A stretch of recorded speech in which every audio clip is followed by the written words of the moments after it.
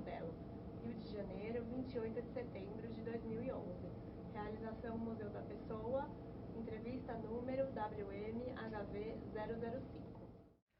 Bom, Cristina, primeiro a gente queria te agradecer de você estar aqui contando sua história. E para a gente deixar registrado, eu queria que você falasse seu nome completo, o local e a sua data de nascimento. Então, meu nome completo é Cristina Fernandes Garamboni Pessoa. Nome de casada. Nome de solteira, Cristina da Silva Fernandes. Eu nasci no Rio de Janeiro, no dia 7 de novembro de 1969. E o nome dos seus pais? Minha mãe é Maria Arnaldina da Silva Fernandes e meu pai, Raul Rodrigues Fernandes. E os seus avós? Os meus avós paternos, Armando Fernandes Marques e Ida Rodrigues de Figueiredo. E os meus avós maternos, Amadeu da Costa Rodrigues e Albina da Silva Maia. Conta um pouquinho da sua família pra gente. Minha família é uma família portuguesa. Enfim, só falei nome de português aí. O meu pai veio para o Brasil com 13 anos e minha mãe com 5. Então, eu acho assim que eu sou que eu falei, uma família tipicamente portuguesa, como veio uma imigração muito forte, né, de portugueses no fim da década de 40 e no início da década de 50. E as minhas famílias, né, tanto de pai quanto de mãe, a minha família é dessa época aí. E como que foi esse processo de imigração deles? Eles vieram por algum motivo específico? Buscando uma vida melhor, né? Tipo, o meu pai, ele veio, foi até assim, digamos, uma história meio triste, né? Porque o meu avô, como é que era tipicamente um português imigrava para o Brasil? Vinha primeiro o homem, depois vinha a mulher com os filhos, ou então vinha os filhos de cada um vinha de uma vez. Então, o meu pai foi assim, veio primeiro meu avô, que ficou aqui anos no Brasil. Veio a minha avó com a irmã mais velha dela. Nisso, estavam num ponto na guerra, na Segunda Guerra, que o Atlântico fechou. Então ficou meu pai são 6, eram 8 filhos, né, mas vivos estavam 6 naquela época. Então veio a minha tia mais velha e meu pai e cada um dos irmãos ficou cada um com uma família. Só depois do fim da guerra é que vieram os outros irmãos. E na verdade meu tio mais novo nasceu no Brasil, tanto que quando meu pai conheceu meu tio mais novo, ele tinha 3, 4 anos. Então, o que você imagina, meu pai veio com 13, ele com 8 anos, como ele era o homem mais velho, ele se sentia numa responsabilidade com os irmãos, entendeu? Então foi assim. E já a família da minha mãe foi a mesma coisa, veio meu avô materno, só que ele já veio no início, minha mãe é de 50, né? Ele veio no início da década de 50, também assim, a vida estava miserável em Portugal. Então eles imigraram. Veio meu avô, depois veio minha avó com os 2 irmãos, com os 2 filhos. E o meu, assim como, bem típico, o meu tio mais novo nasceu no Brasil. Da parte do irmão mais novo da minha mãe. E você sabe por que eles escolheram entre tantos destinos no Brasil? Como O Rio de Janeiro? Exato. Bem, primeira coisa é que tem uma colônia portuguesa forte no Rio de Janeiro. Dizem que é até daí que vem o sotaque, né? O nosso sotaque do S é o sotaque do Portugal, né? Se você for... Enfim, até fui a Portugal esse ano, né? Eles falam, que tu estás a fazer... Então, esse S chiado é o S de Portugal, né? Tanto que tem muito mais português no Rio do que em São Paulo, né? Já dizem que o sotaque de São Paulo é por conta da imigração italiana. Então, assim, até onde eu entendo... Eles já tinham conhecidos aqui. O meu avô materno tinha irmãos aqui já. Metade ficou em Portugal, metade veio para cá. E o meu avô paterno também já conhecia a gente. Mas o avô... Olha, estou contando história, hein? O pai da minha avó materna já tinha morado uns anos no Brasil e depois foi morar na Argentina, depois que ele voltou para Portugal. Enfim, então eu entendo isso, que tinha um fluxo migratório e eles tinham conhecidos no Rio de Janeiro. Também, né, eles viram paisagem, falaram, vamos ficar por aqui é bonito. E você já chegou a conversar com seu pai, assim, quais foram as primeiras dificuldades dele? O que ele passou no começo? Conversei, porque assim, eu adoro... Eu tenho até uma tia minha, a irmã do meu pai, que diz que desde criança adorava conversar, sabe? Sobre... Acho que já era minha veia jornalística, né? Querer apurar a história, sabia como é que era. E aí o que meu pai fala é o seguinte, primeira coisa, ele veio com 13 anos. Ele disse que ele perdeu o sotaque em menos de 6 meses. E por quê? Porque ele diz que ele era muito ridicularizado por ser português. Então ele falou assim, e é engraçado porque eu conheço portugueses velhinhos que vieram para o Brasil com 13 anos, eles têm sotaque. O meu pai não tem sotaque nenhum. E ele falou isso, que ele perdeu o sotaque porque ele queria se adaptar. Ele acha que o português era muito assim, ridicularizado. E outra coisa interessante do meu pai é que meu pai, atenção, isso é história, hein? Meu pai é um português flamenguista. É algo inacreditável. E aí ele conta que ele é português flamenguista porque ele até fala, ele trabalha desde 8 anos de idade, né? Agora que ele se aposentou. Então, porque ele chegou no Brasil, foi trabalhar com um alfaiate e ele era flamenguista. E o meu avô, o pai dele já era Vasco, né? Imagina, que sei, enfim, vocês são de São Paulo, mas os portugueses aqui são vascaínos, né? E só que aí esse patrão dele, né, falou, Raul, eu vou te levar para ver o que é um time de futebol. Então ele levou para um jogo do Flamengo e o Flamengo ganhou. Aí o meu pai virou flamenguista, entendeu? E depois ele fez o irmão dele também. Meu pai e meu tio são portugueses flamenguistas. E só para você ter uma noção, meu pai já apareceu na TV como português flamenguista, assim de tão inacreditável que é. Então, o que eu acho é o seguinte, eu não sei, meu pai diz que é porque realmente ele era muito assim, sei lá, o grupo onde ele caiu, lá onde ele trabalhava, as pessoas, sabe, não gostavam de portugueses. E, então, eu acho até que daí ele perdeu o sotaque, virou Flamengo, sabe? E até hoje, por exemplo, ele diz que ele na Copa do Mundo, ele só confessa pra mim que ele torce pro Portugal, mas ele fala pra todo mundo que torce pro Brasil. E qual que é a história dos seus pais? Como que eles se conheceram? Então, os meus pais foram o seguinte, eles foram morar no subúrbio mesmo do Rio de Janeiro. E o meu pai é 16 anos mais velho que minha mãe. E o irmão do meu pai tinha, assim, um armazém, uma venda, que a minha mãe trabalhava desde 15 anos.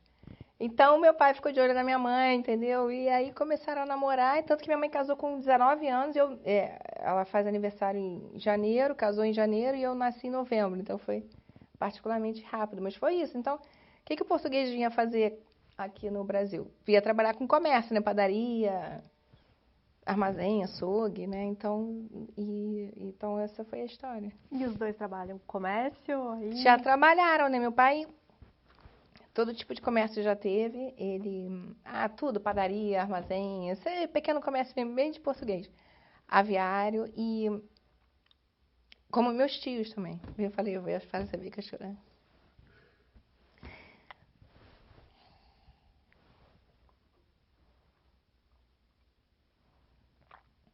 É o seu tempo, fica à vontade, viu? E minha mãe também, assim, aí minha mãe depois para dona de casa, mas eu sou da família tipicamente portuguesa. E agora conta um pouquinho, você tem irmãos? Tem minha irmã, Cláudia. Eu vou fazer 42, ela tem 40. E o que ela faz? Ela fez administração de empresas, depois fez direito e ela trabalha na justiça, né, funcionária pública aqui do Rio, do Tribunal do Rio. E a infância de vocês agora? Não, foi ótimo. Tá, agora eu começo a chorar, cadê o livro? Pega lá em cima ali pra ela.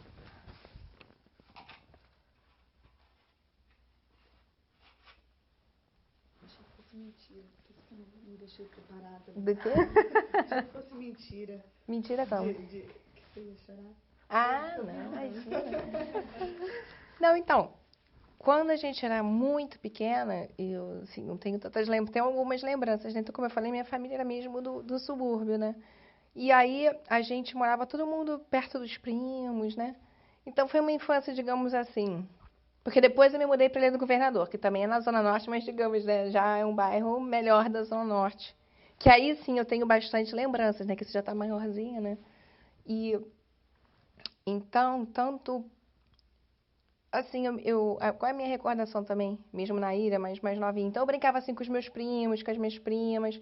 E eu era aquele tipo de menina, eu fico vendo, assim, eu tenho 2 filhas, que é, enfim, completamente menina, mas eu adorava, assim, por exemplo, meus primos gostavam de soltar pipa. Eu não sabia soltar pipa, mas, deixa eu ver como é que é, sabe? Eu gostava, Ah, pular corda, gostava de amarelinha, pique. Lembro de brincar assim na rua, mas tudo. Ao mesmo tempo, meus pais também eram bem protetores, mas eu tinha essa liberdade, sabe? Sei lá, ir na padaria com micra, sei lá, 4 anos, acho que eu jogava lá o dinheiro pra comprar pão e comprava pão. Eu sei, mas eu brinquei de muita coisa, assim. Gostava de brincar na rua. Você falou que gostava de pular corda, brincar na rua. Gostava. Tinha alguma brincadeira que era sua preferida da infância? Eu gostava bastante de pular corda. E a minha filha mais nova, que vai fazer 5 anos, engraçado que ela tem, né, ainda vai fazer 5, e ela pula corda beça, sabe? Eu tô no momento que eu tô lá, que eu pulo corda com ela, que eu fico rodando corda, né?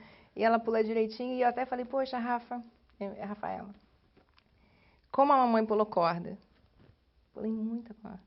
Sabe, e tem algumas músicas que são as mesmas, né? Tem alguma que você lembra? Tem uma, né, que é famosa, que até... Mas eu vou contar, eu lembro de várias. Pelo menos duas eu lembro. É aquela que você repara que até que tem um cunho racista, né? Aquela, qual é a cor do seu namorado? Preto, branco, louro ou moreno, preto. Aí você fica, né?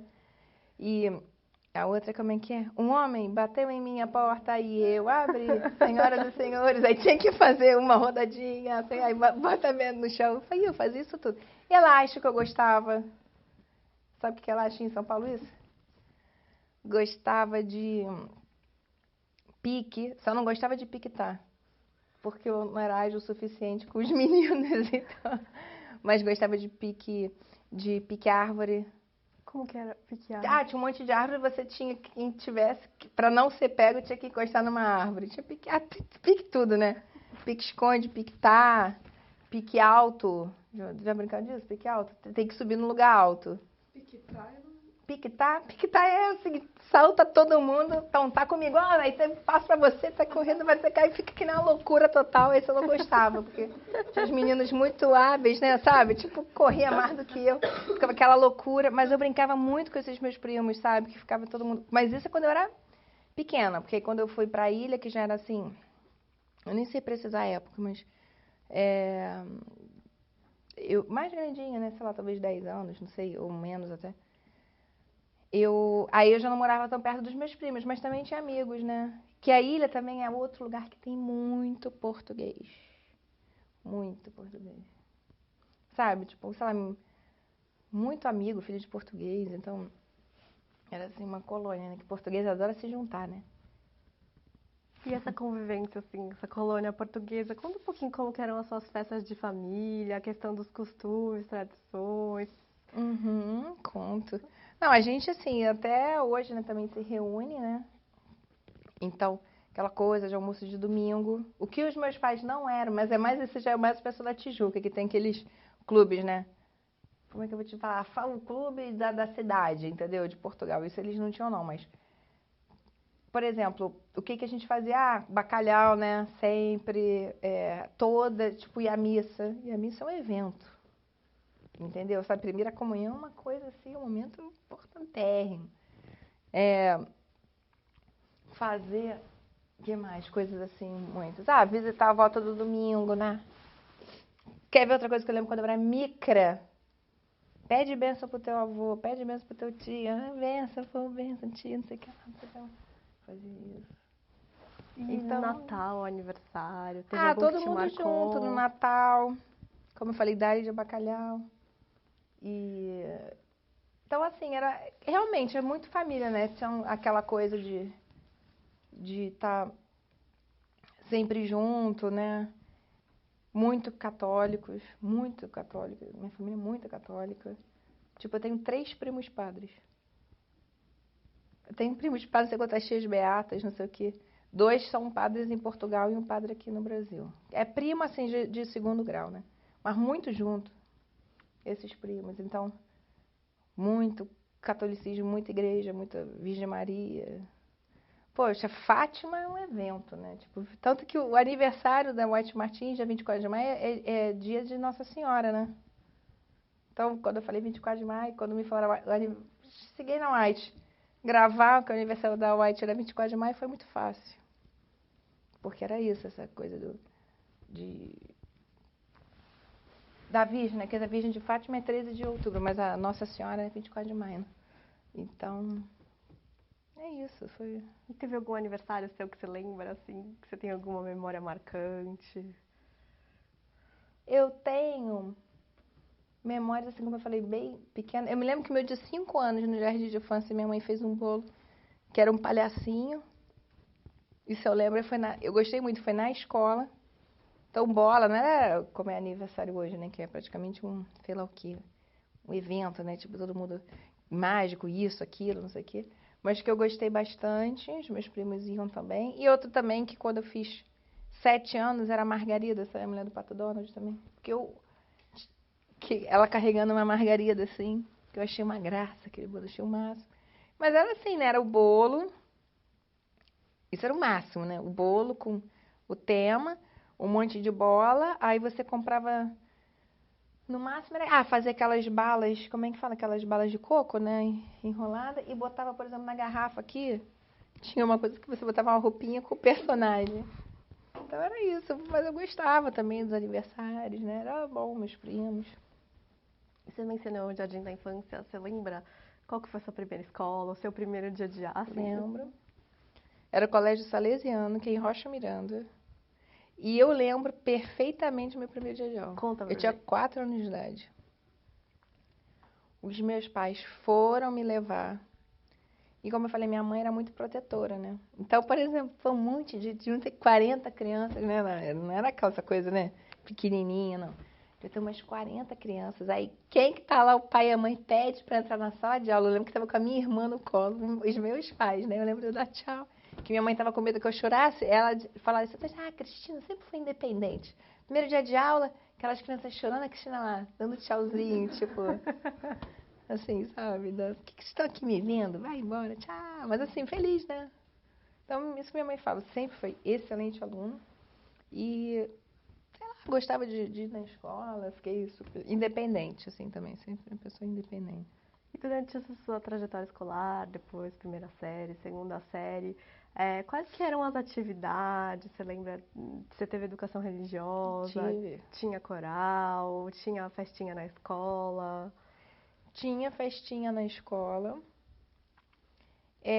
Não, coral eu nunca fiz, não. Como eu disse, era de uma família, né, bem religiosa, então esse colégio salesiano é um colégio religioso. Depois eu fui para o colégio na Ilha do Governador, ainda no primário, né, que aí era colégio para ficam parentes de militares. Só que o meu tio, que casou com a minha tia, com a irmã do meu pai, ele era general, então eu entrei no colégio que era para, enfim, na Ministério da Aeronáutica. Um amigo dele lá assinou para mim, enfim. E só que é assim, também era um colégio, né, rigoroso, mas tinha um capelão, sabe, pra gente rezar. Eu sei olha, 2 coisas que eu sei tudo, todas as rezas e todos os hinos, porque esse colégio era da Aeronáutica, eu sei tudo, da independência, da República, eu sei cantar tudo. E então, por que eu tô dizendo isso? Porque essa questão de dias religiosos sempre foi, né, você preservar dias religiosos sempre foi uma coisa forte. E teve alguma professora que te marcou?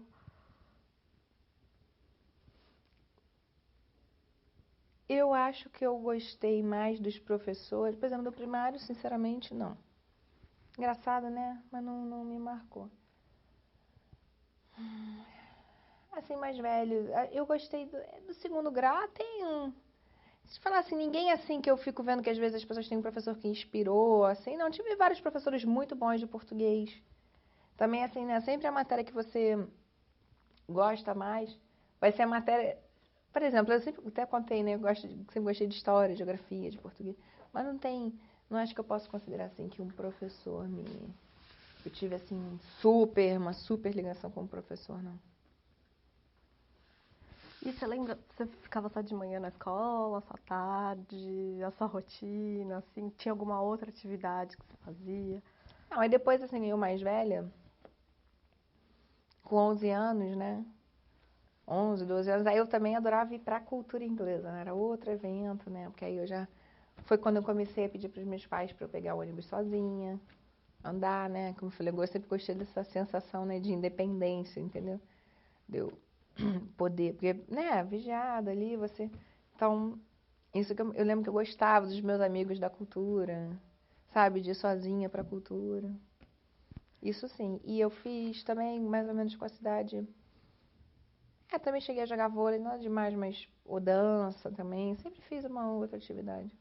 Você que escolheu estudar inglês na cultura ou foram seus pais que... A minha mãe achava que era o melhor inglês e me colocou lá.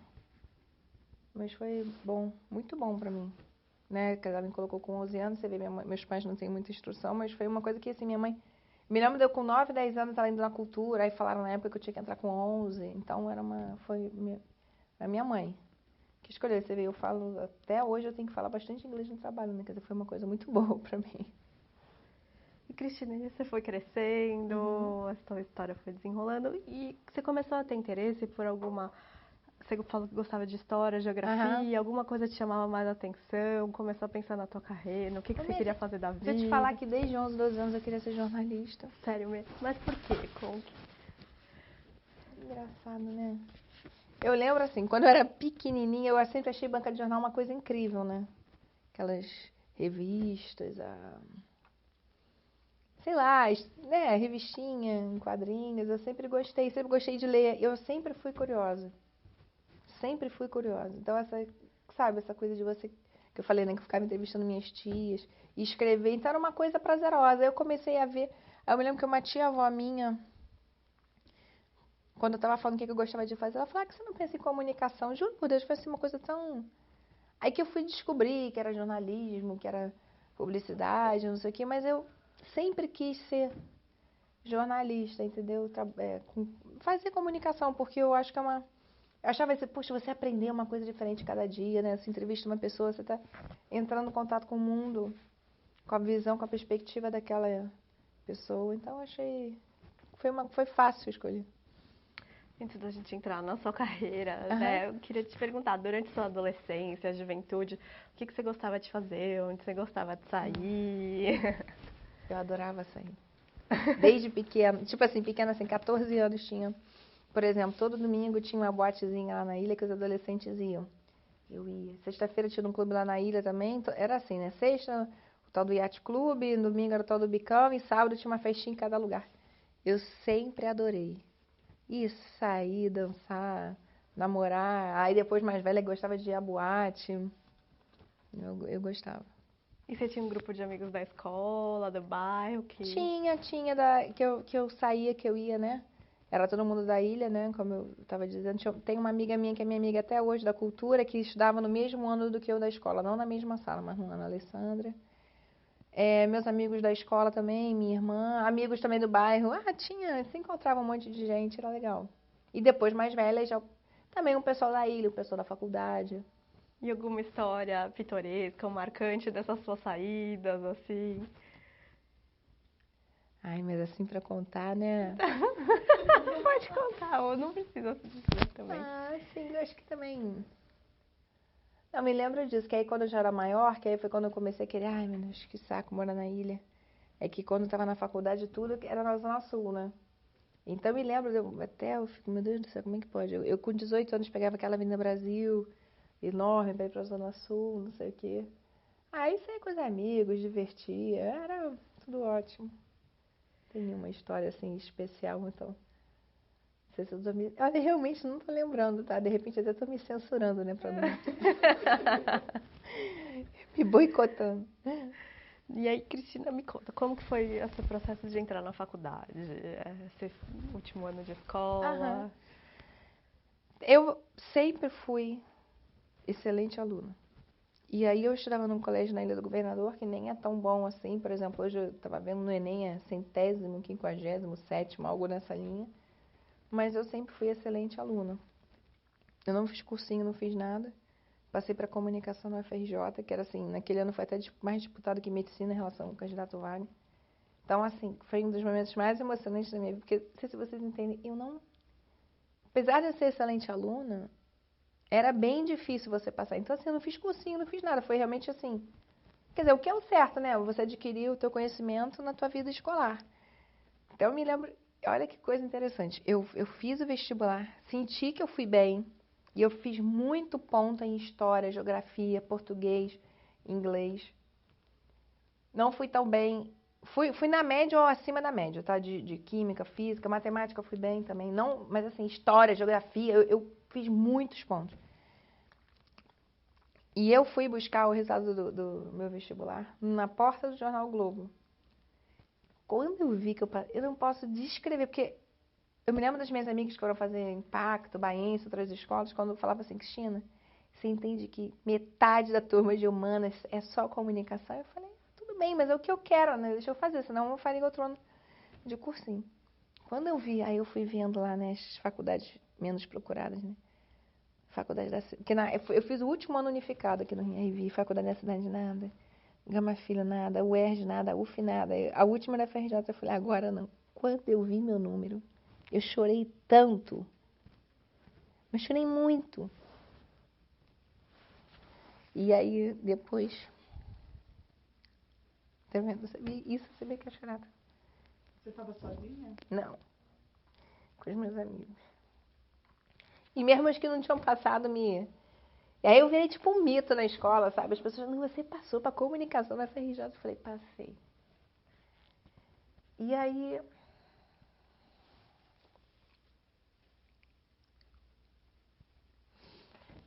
Senão eu começo a ter a solução e não vai sair mais.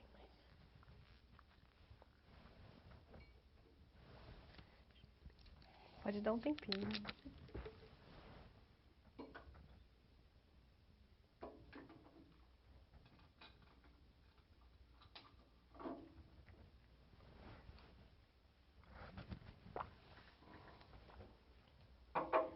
E aí, quando eu me formei, também fui fazer prova pro Globo, né? Daquela coisa, um monte de gente candidata a jornalismo, não sei o quê.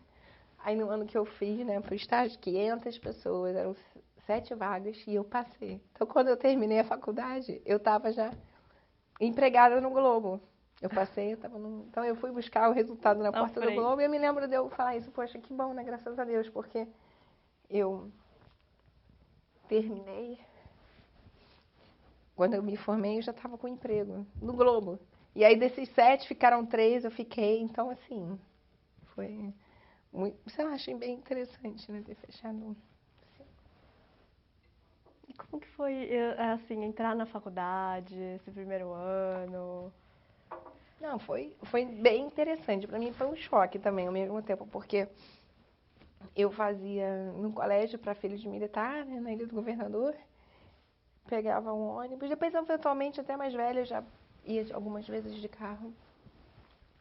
Só que assim, você imagina, eu estudei praticamente minha vida inteira, boa parte da minha vida escolar no colégio militar. Quer dizer, não com colégio militar, mas um colégio que era do Ministério da Aeronáutica. Tinha, como eu falei, tinha um brigadeiro para tomar conta da escola. Aí lá vai Cristina pra comunicação na FRJ, assim. Cara, eu achei aquilo uma loucura, sabe assim? As pessoas andavam no corredor, aquelas pessoas... até os alunos mesmo, sabe? Que eu sempre fui mais certinha.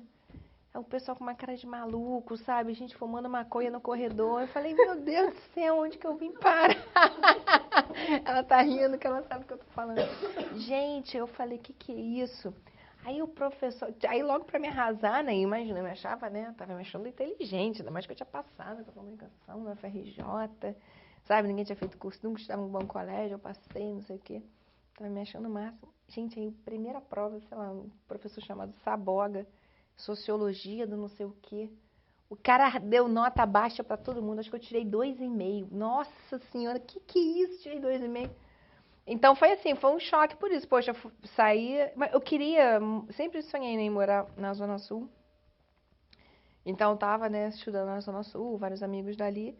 Mas eu confesso que foi sabe, eu tive uma estranheza assim, poxa, né, você vai estudar tudo certinho, agora eu não sei como é que eu estudo, esse pessoal doido aqui, enfim. Foi, mas me adaptei. E aí teve... Eu queria ver Porque eu tô com você quer retocar? porque senão... vocês têm que me dizer aqui, eu não tô Tá, vendo. agora. Acho que... Deixa eu ver, mais um pouquinho. Quer que eu vá Quer no fazer banheiro? Não, agora saiu. Saiu um pouco, né? O que eu faço? Você Não quer posso dar ser uma feia olhada não, aqui, ó? gente. Não, mas... Acho que agora saiu. Saiu. Saiu. Sério? Nada, imagina. Isso aí, preza pela minha imagem. Alguma matéria que te marcou? Assim? Essa matéria foi bem emocionante de eu ter me... me lembro que uma prova também no terceiro período de um outro professor louco, eu nem sei, que era tanta matéria de sociologia que eu até me perco, que ele tinha sido torturado, né, na ditadura, né, e aí todo mundo dizia que ele tinha ficado um pouco desequilibrado, e realmente eu acho que ele tinha ficado desequilibrado. Sabe que o cara dando aula ficava assim, você, filhote da ditadura, você, sua burguesa, não sei o quê, eu fui torturado, o cara começava a chorar, sabe, no meio da aula.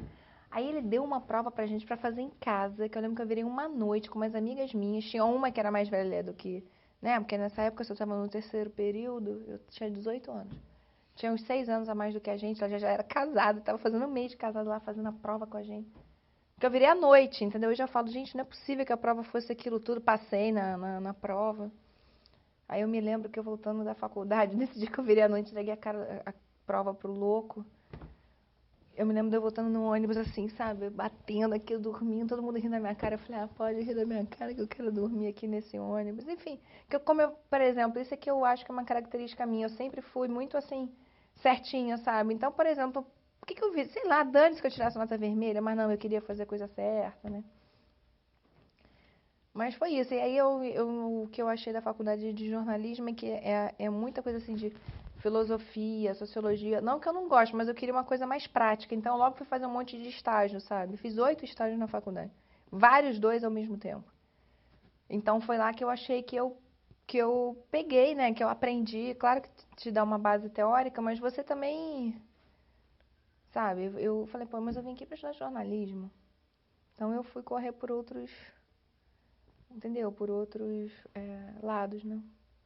Antes de eu perguntar dos seus estágios, deixa eu só te perguntar, os seus pais, como que eles encararam a sua escolha profissional? Eles te apoiaram? Eles queriam que você seguisse alguma Não, carreira? engraçado, os meus pais sempre me apoiaram a fazer comunicação. Por quê? Porque os meus pais achavam que eu... A minha irmã já foi um pouco mais complicado. Ah, porque eles achavam isso, que eu gostava de falar, que eu escrevia bem, que eu queria, sabe? Não teve uma coisa assim, por que vai fazer jornalismo, né? Porque às vezes tem um estranhamento.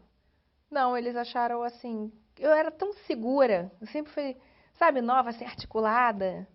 Então, meus pais achavam isso, puxa, a Cristina realmente nasceu pra isso, digamos. Ou achavam que tinha a ver, então não teve muita questão, não.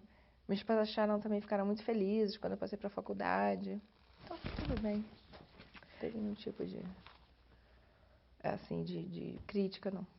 E teu primeiro estágio, você lembra o primeiro dia? Engraçado.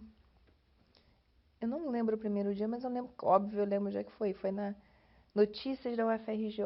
Eu estava no terceiro período, fui fazer um estágio na faculdade. Não, sabe quando é que foi? Foi no quarto período, eu acho. Foi em 89. Por que que eu me lembro de 89? Eu me lembro de eu saindo do fundão, que aí eu fazia na Praia Vermelha, mas o Notícias da UFRJ era no fundão. E eu me lembro da gente saindo assim do fundão pra ir pra passear, sei lá, no comício do Lula, contra o Collor, entendeu? Então eu me lembro perfeitamente do mundo que eu votei no Lula no primeiro, em 89, fui nos 3 comícios, sabe? Eu fiz aquilo tudo. Meu primeiro voto foi naquele ano e era assim, era tudo muito assim, sabe, dicotômico, tipo assim, imagina, fazer comunicação, né, não é FRJ. Então, eu lembro que a turma, assim, eram 25, 20, olha, era exatamente isso, 22 votavam no PT, 2 no Brizola e 1 no Roberto Freire, que era o comunista. Então, assim, então, assim, lá na minha turma era assim, cara, o Collor, assim, ou você, a gente achava assim, quem votasse no Collor, ou era um pobre coitado, um ignorante, ou então você era muito mal, muito, sabe, uma pessoa assim, sem caráter, é uma coisa assim, não tinha um meio termo, sabe, tipo, como que vai... Então, assim, ou você era um ser humano digno de pena, coitadinho, né, um ignorante que não teve acesso à educação para entender que ele era um safado, então você era um mau caráter, um maluco. Então, Enfim, voltando para notícias da FRJ. Foi, agora que eu tô me lembrando, foi um amigo meu, que tá até no Globo até hoje, o Luiz Ernesto, que deu a dica pra mim e pra uma amiga minha que hoje também trabalha lá no condomínio da White Martins, mas ela trabalha na TIM. Então a gente foi lá, fomos entrevistados, eles gostaram do nosso texto e a gente ficava ali procurando notícias, né, para escrever para o veículo. A gente procurava notícias nas faculdades, né, as pessoas passavam coisas pra gente, então foi legal. E você comentou essa coisa do Lula, do Collor, né? Uhum. Como que foi essa formação política dentro da faculdade? Você se envolveu? Você... Não, eu nunca fui assim de grêmio, dessas coisas, não. Mas eu sempre fui, ou pelo menos sempre me achei, né? Desde nova. Eu sempre li muito, sempre gostei de jornal, né? De jornalismo, de jornal. Então eu sempre tive opiniões, né? Firmes, né? Fortes. E, claro, eu não podia ser a favor da ditadura, né? E, como eu falei, eu peguei um final, né? Tipo, já era uma coisa mais distendida. Mas lembre-se que eu estudei no colégio para filhos de militar, né? Que tinha brigadeiro, então também assim, né? Mas eu acho até que eu conviver com aquilo tudo, eu achava aquilo um absurdo, assim, sabe? A gente não poder votar, enfim. Porque aí, quer dizer, quando foi o Collor foi eleito, que foi a primeira eleição presidencial, eu já tinha 19 anos, tinha passado a minha vida, né? Então, não é que teve, assim, digamos, não vou dizer que eu acho que eu tive a influência de alguém, mas acho assim, sabe? Lendo jornais, lendo, você discutindo, se abrindo, você não tinha como ser a favor da ditadura. E aí, você minimamente também informado, quer dizer, na época, tudo bem. Você tá vendo, qual é um cara sem passado político, um cara... tinha aquela série de coisas, enfim, não gostava do direito da plataforma política dele, de nada, entendeu?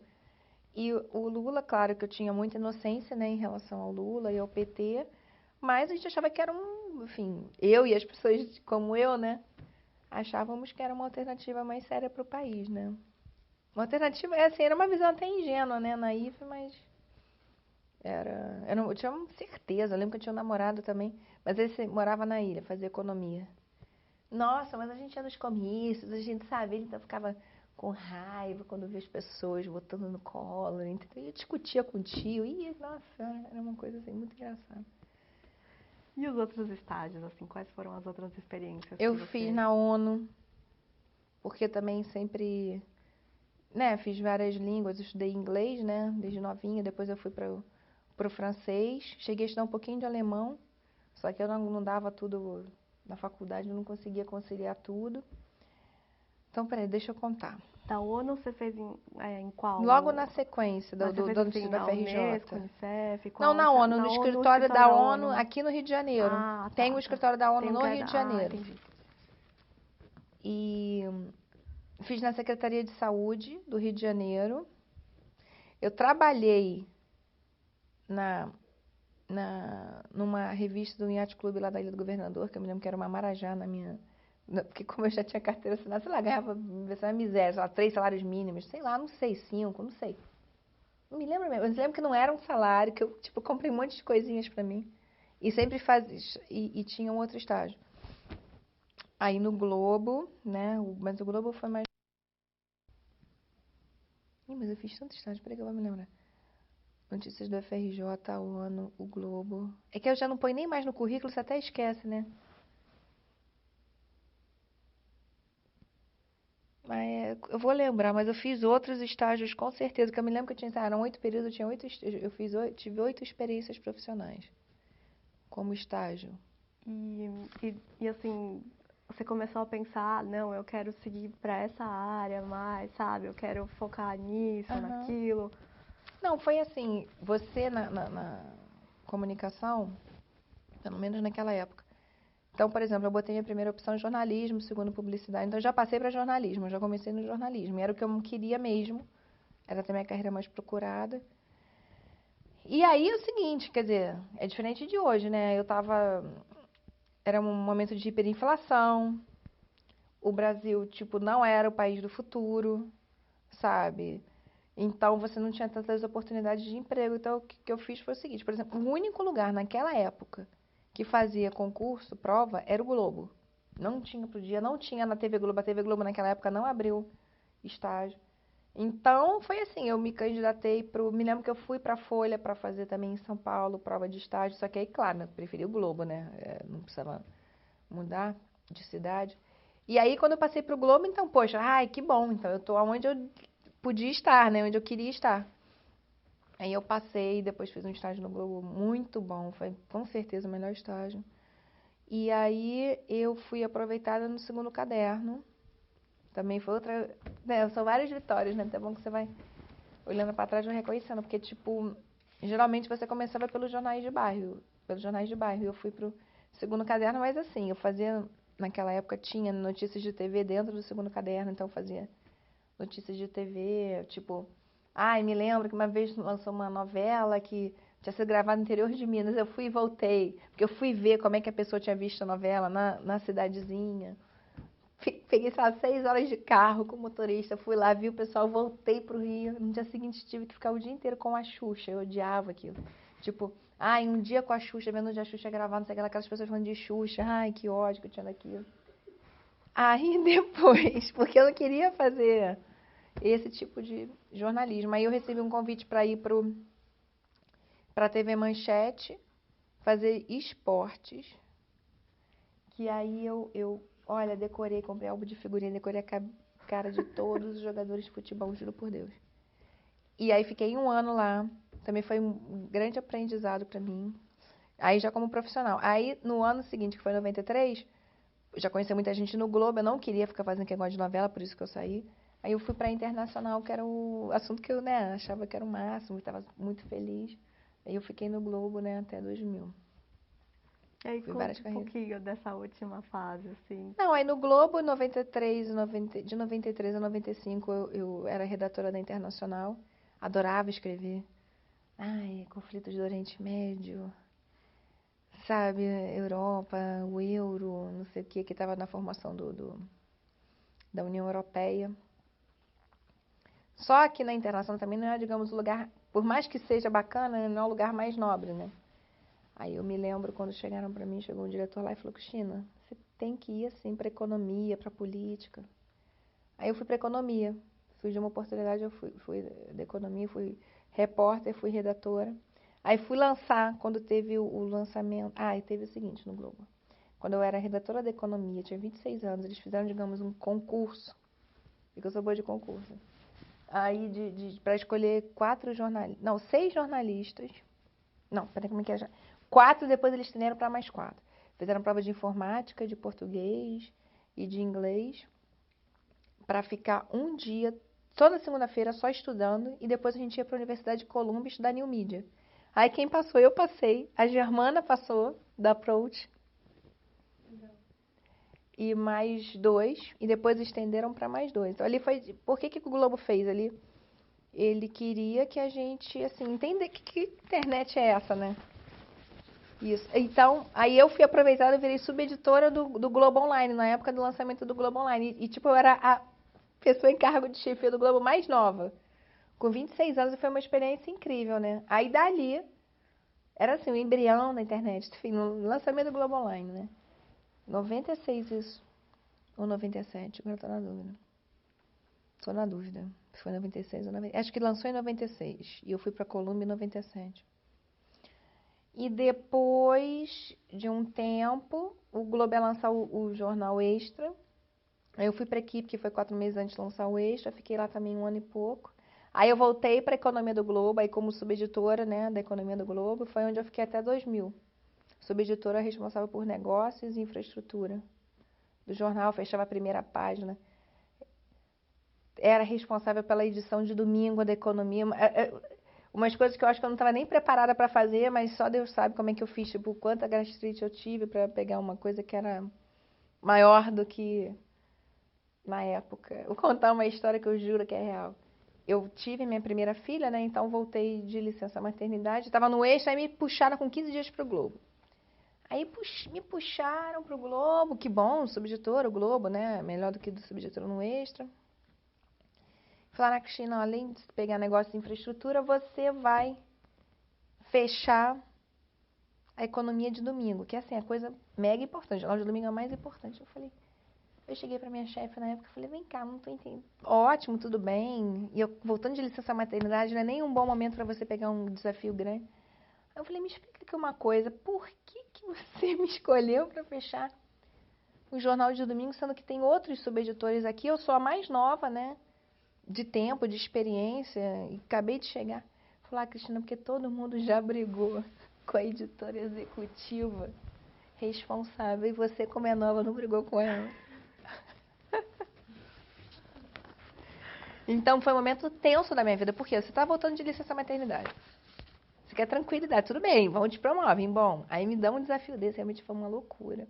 E acabou que no meio daquele ano eu me separei do meu marido, que eu fiquei divorciada há 3 anos e que voltei a ser casada com ele. Tanto que eu tenho uma filha, eu brinco, de cada casamento com o mesmo homem. Então foi um ano tenso pra mim, 2000. Foi um ano bom, assim, aquela coisa, né? Até as crises que te empurram, né?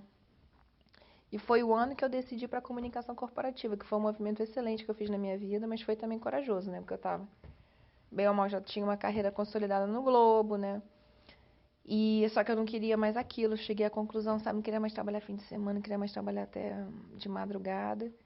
E eu me separei e comecei um outro emprego, sabe? Assim, tipo, eu comecei o ano, era casada, tava no Globo, agora eu já sou assessora de imprensa. Então foi um ano. Só voltar um pouquinho. Volta. Essa viagem pra Colômbia, você lembra? Lembro, Como foi em foi essa 97. experiência? É. Eu tô na dúvida. Foi 97. Ah, foi ótimo, porque foi assim. Como eu falei, a gente ficou primeiro um ano, toda segunda-feira, estudando um convênio do Globo com a PUC. E tiveram momentos incríveis, exemplos.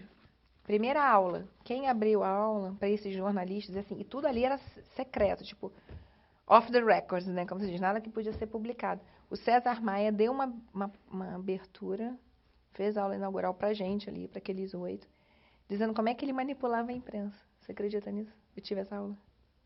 Ele explicando como é que ele fazia. Você acredita? Tem o diretor do Globo presente. E o César Maia abrindo a boca, falando tudo assim. Gente, esse homem é louco. E engraçado é que hoje eu sou amigona de uma sobrinha dele, você acredita, do César Maia. Então, assim, foi... Então, a gente ficou um ano. Você imagina, é um privilégio, né? Você ficar toda segunda-feira estudando e só com gente, assim, bacana. Por exemplo, outro ponto interessante. Naquele ano, teve uma segunda-feira que chama... Aquele caso da escola de base é famoso, né? Não sei se vocês lembram do que foi. Uma escola de São Paulo, agora não vou lembrar a cidade. Acusaram os donos da escola de abusar sexualmente de crianças de 3, 4 anos. E foi um escândalo no jornalismo, porque eles foram apedrejados, acusados, depois viram que eles eram inocentes. Você acredita que o Globo... Olha como é que o treinamento do Globo foi profundo, hein? Chamou os donos da escola de base para conversar com a gente. Não para fazer matéria, para conversar, para mostrar o seguinte: olha como é que vocês podem destruir a vida de uma pessoa, juro por Deus. Então, né, são lições que eu acho que você aprende a ser... Não que eu não fosse consequente, mas, né, são experiências interessantes. Então, no fim daquele ano, que a gente teve esse tipo de aula e de discussão, a gente já sabia que podia haver uma possibilidade e foi fechada uma parceria com a Universidade de Colômbia. Aí nós fomos para Colômbia, tipo, foi um programa montado para o Globo, passamos lá uns dias, não chegou a ser um mês, não. Eu estou realmente na dúvida. Foi um programa montado para o Jornal Globo. Então a gente aprendia, assim, primeiro a linguagem, mas entendia os primórdios, né? Como é que se montava uma homepage, os hiperlinks, o tipo da linguagem. Mas assim, gente, parece que foi, sei lá, Idade das Pedras, entendeu? Mas foi uma experiência super rica. E também estão, assim, todo mundo com jornalistas jovens, o mundo da internet começando. Então foi muito legal. Você também num outro país, né? Foi bem interessante. Bom, e aí conta alguns aprendizados durante essa sua carreira, o que mais te marcou, o que você traz com você? Na minha carreira... Não, só nessa de fase jornalismo? do Globo, Eu acho o seguinte, que valores que eu trago do jornalismo? Valores e o que... Porque assim, né? Cada um é a soma das experiências que teve também, né? Com sua personalidade. Então, eu acho assim, eu sou uma pessoa...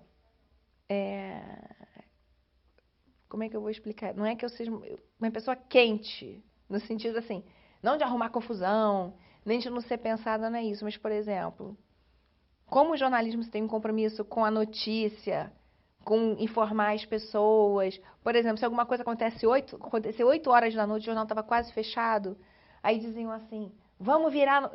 Vou dar um exemplo. 8 horas da noite, saiu um novo plano econômico. Vamos virar o jornal inteiro. Tipo, mudava, sabe, tudo que você fez o dia inteiro ia pro lixo. Pra quê? Pra você informar da melhor maneira possível. Então, a gente não era preguiçoso. O Globo gosta de edição quente, né? Então, por exemplo, eu acho que às vezes eu tenho isso, sabe? Assim, por exemplo, eu consigo dar conta de um monte de coisa ao mesmo tempo. Então, não, gente, isso aqui, surgiu na última hora, não, isso aqui vai ser legal pra gente fazer, né? Eu acho que também, assim, o compromisso com a ética, sabe? Eu acho que lá em Colômbia eu ouvi uma coisa que eu falei, gente, esse cara falou perfeito. Esqueci o nome do professor. Ele falou assim, ninguém faz jornalismo para ser milionário. Você faz jornalismo para você mudar o mundo. E eu acho que é isso, entendeu? Então, assim, e eu acho que eu carrego um pouco isso, sabe? Eu acho, assim, que eu tenho compromissos que a gente tá aqui, assim, para você evoluir, para fazer o mundo melhor, entendeu? Eu tenho essa ilusão. Eu gosto disso. Eu gosto de enxergar um propósito no que eu faço. E eu acho que eu tenho um propósito. Inclusive, a minha carreira na White Martins, eu enxergo... Eu gosto da White porque eu vejo propósitos no que eu faço. Então, essa questão, assim, sabe, da ética, de você querer colaborar para um mundo melhor, de você... São coisas que eu carrego comigo, entendeu? E de você, sei lá, se comunicar, né? De você transmitir uma informação, ou de você querer... Porque eu falo, eu gosto de história, dessas coisas, porque... Né, eu acho que tem um aprendizado, eu gosto de gente, sabe? Trocar experiências, eu gosto disso. E depois do Globo? Então, é como tudo que eu, né, gosto de desafio grande. Quando eu tive minha primeira filha, eu fui fazer, logo na sequência, eu falei, Cristina, não quero mais trabalhar, sabe, tanto. Gente, vocês não têm noção que é fechar um jornal todo dia, assim, economia, você entende? É muito puxado, sabe? Eu era, como eu falei, sabe, fechar a primeira página. Quando você erra na tua vida profissional, às vezes só você sabe que você errou, né? Dependendo do tipo de erro. Ou então uma coisa que você, puxa, podia ter feito melhor. Sei lá, por exemplo, vocês, podia ter feito aquela pergunta, não fiz. Quando você erra no jornalismo, no papel impresso, entende que eu já escrevi matéria que chegou de mim, eu falei, Cristina, você errou. Parece que o mundo... Aí você vai nos lugares, as pessoas estão lendo aquilo. Sabe assim, o ministro ligar, entendeu? Por uma coisa que você... Pior se ele ligar por uma coisa que você acha que tá certo, tudo bem. Agora, e o cara reclamar, o ministro ligar e falar... Não, eu não tenho, graças a Deus, essa experiência. Ou, a não ser que eu apaguei da minha memória, não é tão traumática. Mas isso acontece direto. Olha, está errado. Ligar o ministro. Entendeu? Então, assim, é um impacto muito grande você dar uma informação e cair a bolsa. Sabe? Aí parece... Ai, meu Deus do céu. Eu me lembro de uma vez, por exemplo. Eu era da Internacional. E aí a gente sempre fica alguém no segundo clichê. O que é o segundo clichê? Aquele jornal que vai para a última rodada, né? Então, por exemplo, se acontecer uma coisa quente nos Estados Unidos, você tirava uma matéria e botava outra. E um dia que eu cismei, eu lembro de eu chorar de madrugada, esperar o jornal acordada, achando que eu tinha escrito viajando, sei lá, alguma coisa assim, com G, não com J, sabe? Tipo, não sei se era... Eu acho que era isso, viajando. Eu achava assim, pô, mas o gerúndio, você errar, não sei o quê. Eu achei que tinha trocado assim, feito cometido um erro ridículo. Eu lembro que era uma matéria sobre os Estados Unidos, do Clinton, não me lembro. Eu lembro de eu chorar de madrugada. Eu falei, Cristina, acaba, pelo amor de Deus, eu dou esperar o jornal embaixo, acordado, esperar o jornal chegar. E tava escrito certo. Gente, olha, sério, eu fico pensando, o que eu já me... Pro jornal virar embrulho de peixe, né? Mas assim, né? A seriedade do negócio. Eu lembro que eu era assim, sempre fui muito correta, sabe? Me cobrar muito. Então, qual foi a pergunta que você fez? Até esqueci. Não, isso. Depois do Globo. Deixa eu só te perguntar, depois do Globo. Durante esse seu tempo na economia, assim, acompanhando tudo que estava acontecendo, você pensava em acompanhar um pouquinho sobre a questão do gás, o universo do gás, alguma vez chamou a atenção? Eu lembro da White. Eu nunca lembra? entrevistei a White Martins, tá? Mas eu lembro da White Martins, porque a White Martins tinha ações na Bolsa. É que eu não fazia mercado financeiro. Eu fazia negócios e infraestrutura. Claro que no dia a dia até, eventualmente, você acaba fechando, né? A parte de finanças. No dia da confusão, plano econômico, me dá aqui essa aqui sobre bolsas que eu fecho, né? Fechar é botar o título, riscar a página, sabe? A matéria é desse tamanho, você botar desse, mexer, né? Fechar a matéria é isso. Que um editor assistente, o subeditor ou o editor, né? É a tarefa dessas ocupações no jornalismo. Então, eu me lembro, assim, da ação da White ser uma ação que não variava muito, era uma ação segura. Entendeu? Eu me lembro disso, mas eu não acompanhava, apesar até de eu fazer negócio, eu não me lembro de matéria sobre gás, não. Até porque aí o Globo, por exemplo, já a Gazeta Mercantil, aí já acompanha mais o setor, entendeu? Mas a bolsa, a ação da White Martins, eu lembro, tipo assim, de ser uma ação segura, uma ação, sabe, que... Até o Sérgio Breyer, meu antigo chefe, lembrou uma coisa que eu falei, é mesmo, que o pessoal dizia que a ação da White Martins era uma ação para cardíaco. Porque ela sempre subia, assim, mas pouco, sabe? Ou seja, o cara não ia ter grandes problemas no coração, né? Se comprasse a White Martins. Agora pode continuar depois do Globo. Como é que eu fui? Aí, então, nessa época, eu não queria mais, sabe? Passar por esses sofrimentos, trabalhar no fim de semana, feriado. Ficava sexta-feira até 2 horas da manhã fechando o jornal de domingo, sabe? Sabe assim, me dando, acabei, não tô mais afim. Fui fazer, né, logo depois que minha filha nasceu, um MBA de marketing.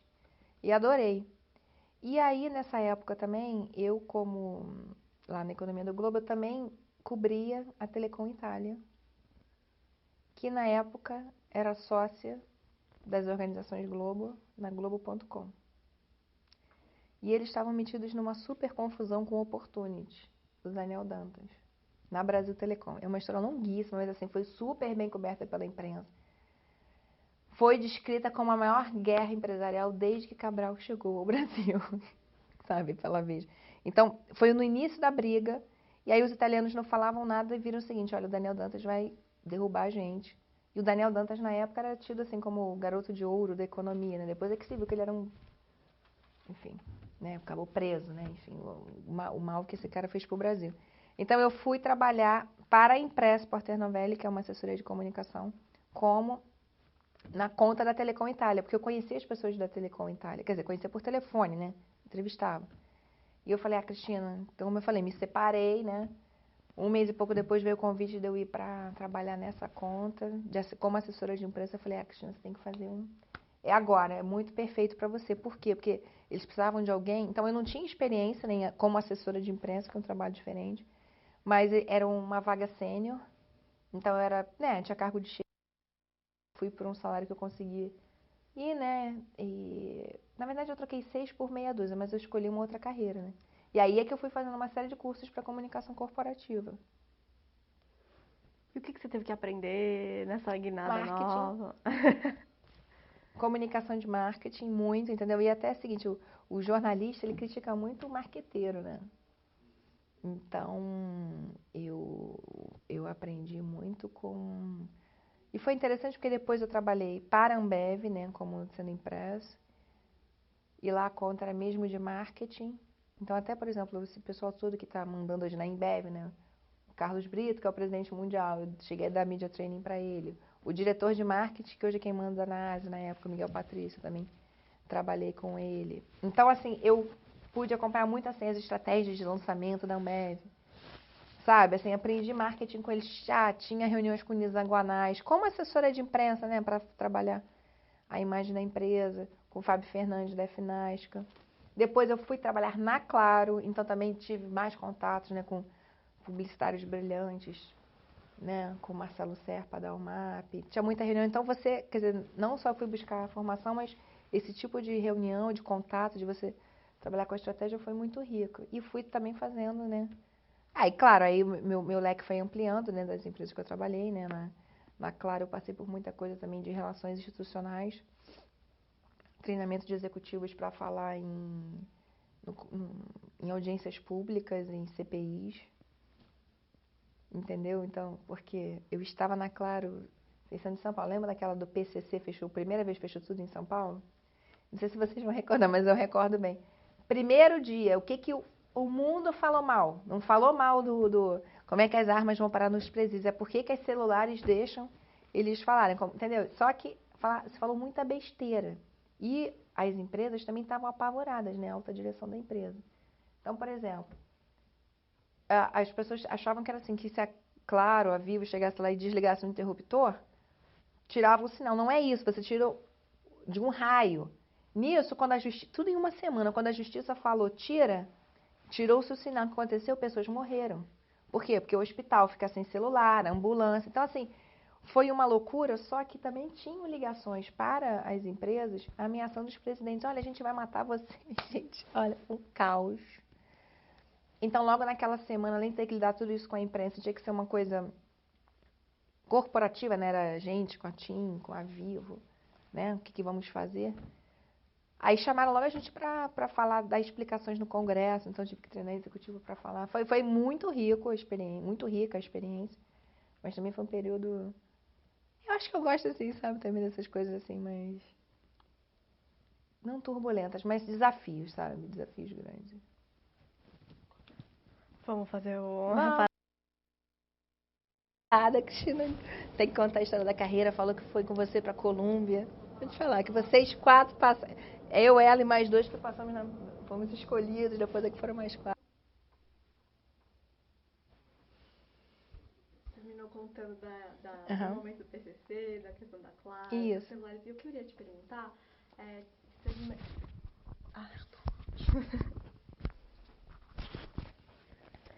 Essa coisa de treinar os executivos, de trabalhar com a imagem das pessoas. Uhum. Como que é? Quais são as dificuldades? O que é difícil para você trabalhar com eles?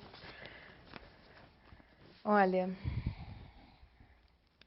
várias coisas, mas vai depender muito do executivo. Por exemplo, um alto executivo, ele tende a tomar decisão rápida, ele tende a achar que ele conhece de tudo, que ele, às vezes, ele não está acostumado a ser contrariado. E aí eu acho o seguinte, qual é o meu papel? Pode ser ruim no curto prazo, mas no curto prazo, mas no médio e no longo prazo é bom. Para mim, falar assim, fulano, deixa eu te explicar. Você falar assim, assim, assim, vai dar isso, isso, isso. Não, mas não sei o que lá, não sei o que lá. Então, assim, você não quer preservar. Então, por causa disso, você vai falar isso. Ele pode ficar chateado, mas no médio e longo prazo ele vai ver que eu estava certa. Entendeu? Então, eu acho que a dificuldade, primeiro é isso. É você tem que trabalhar com o ego da pessoa.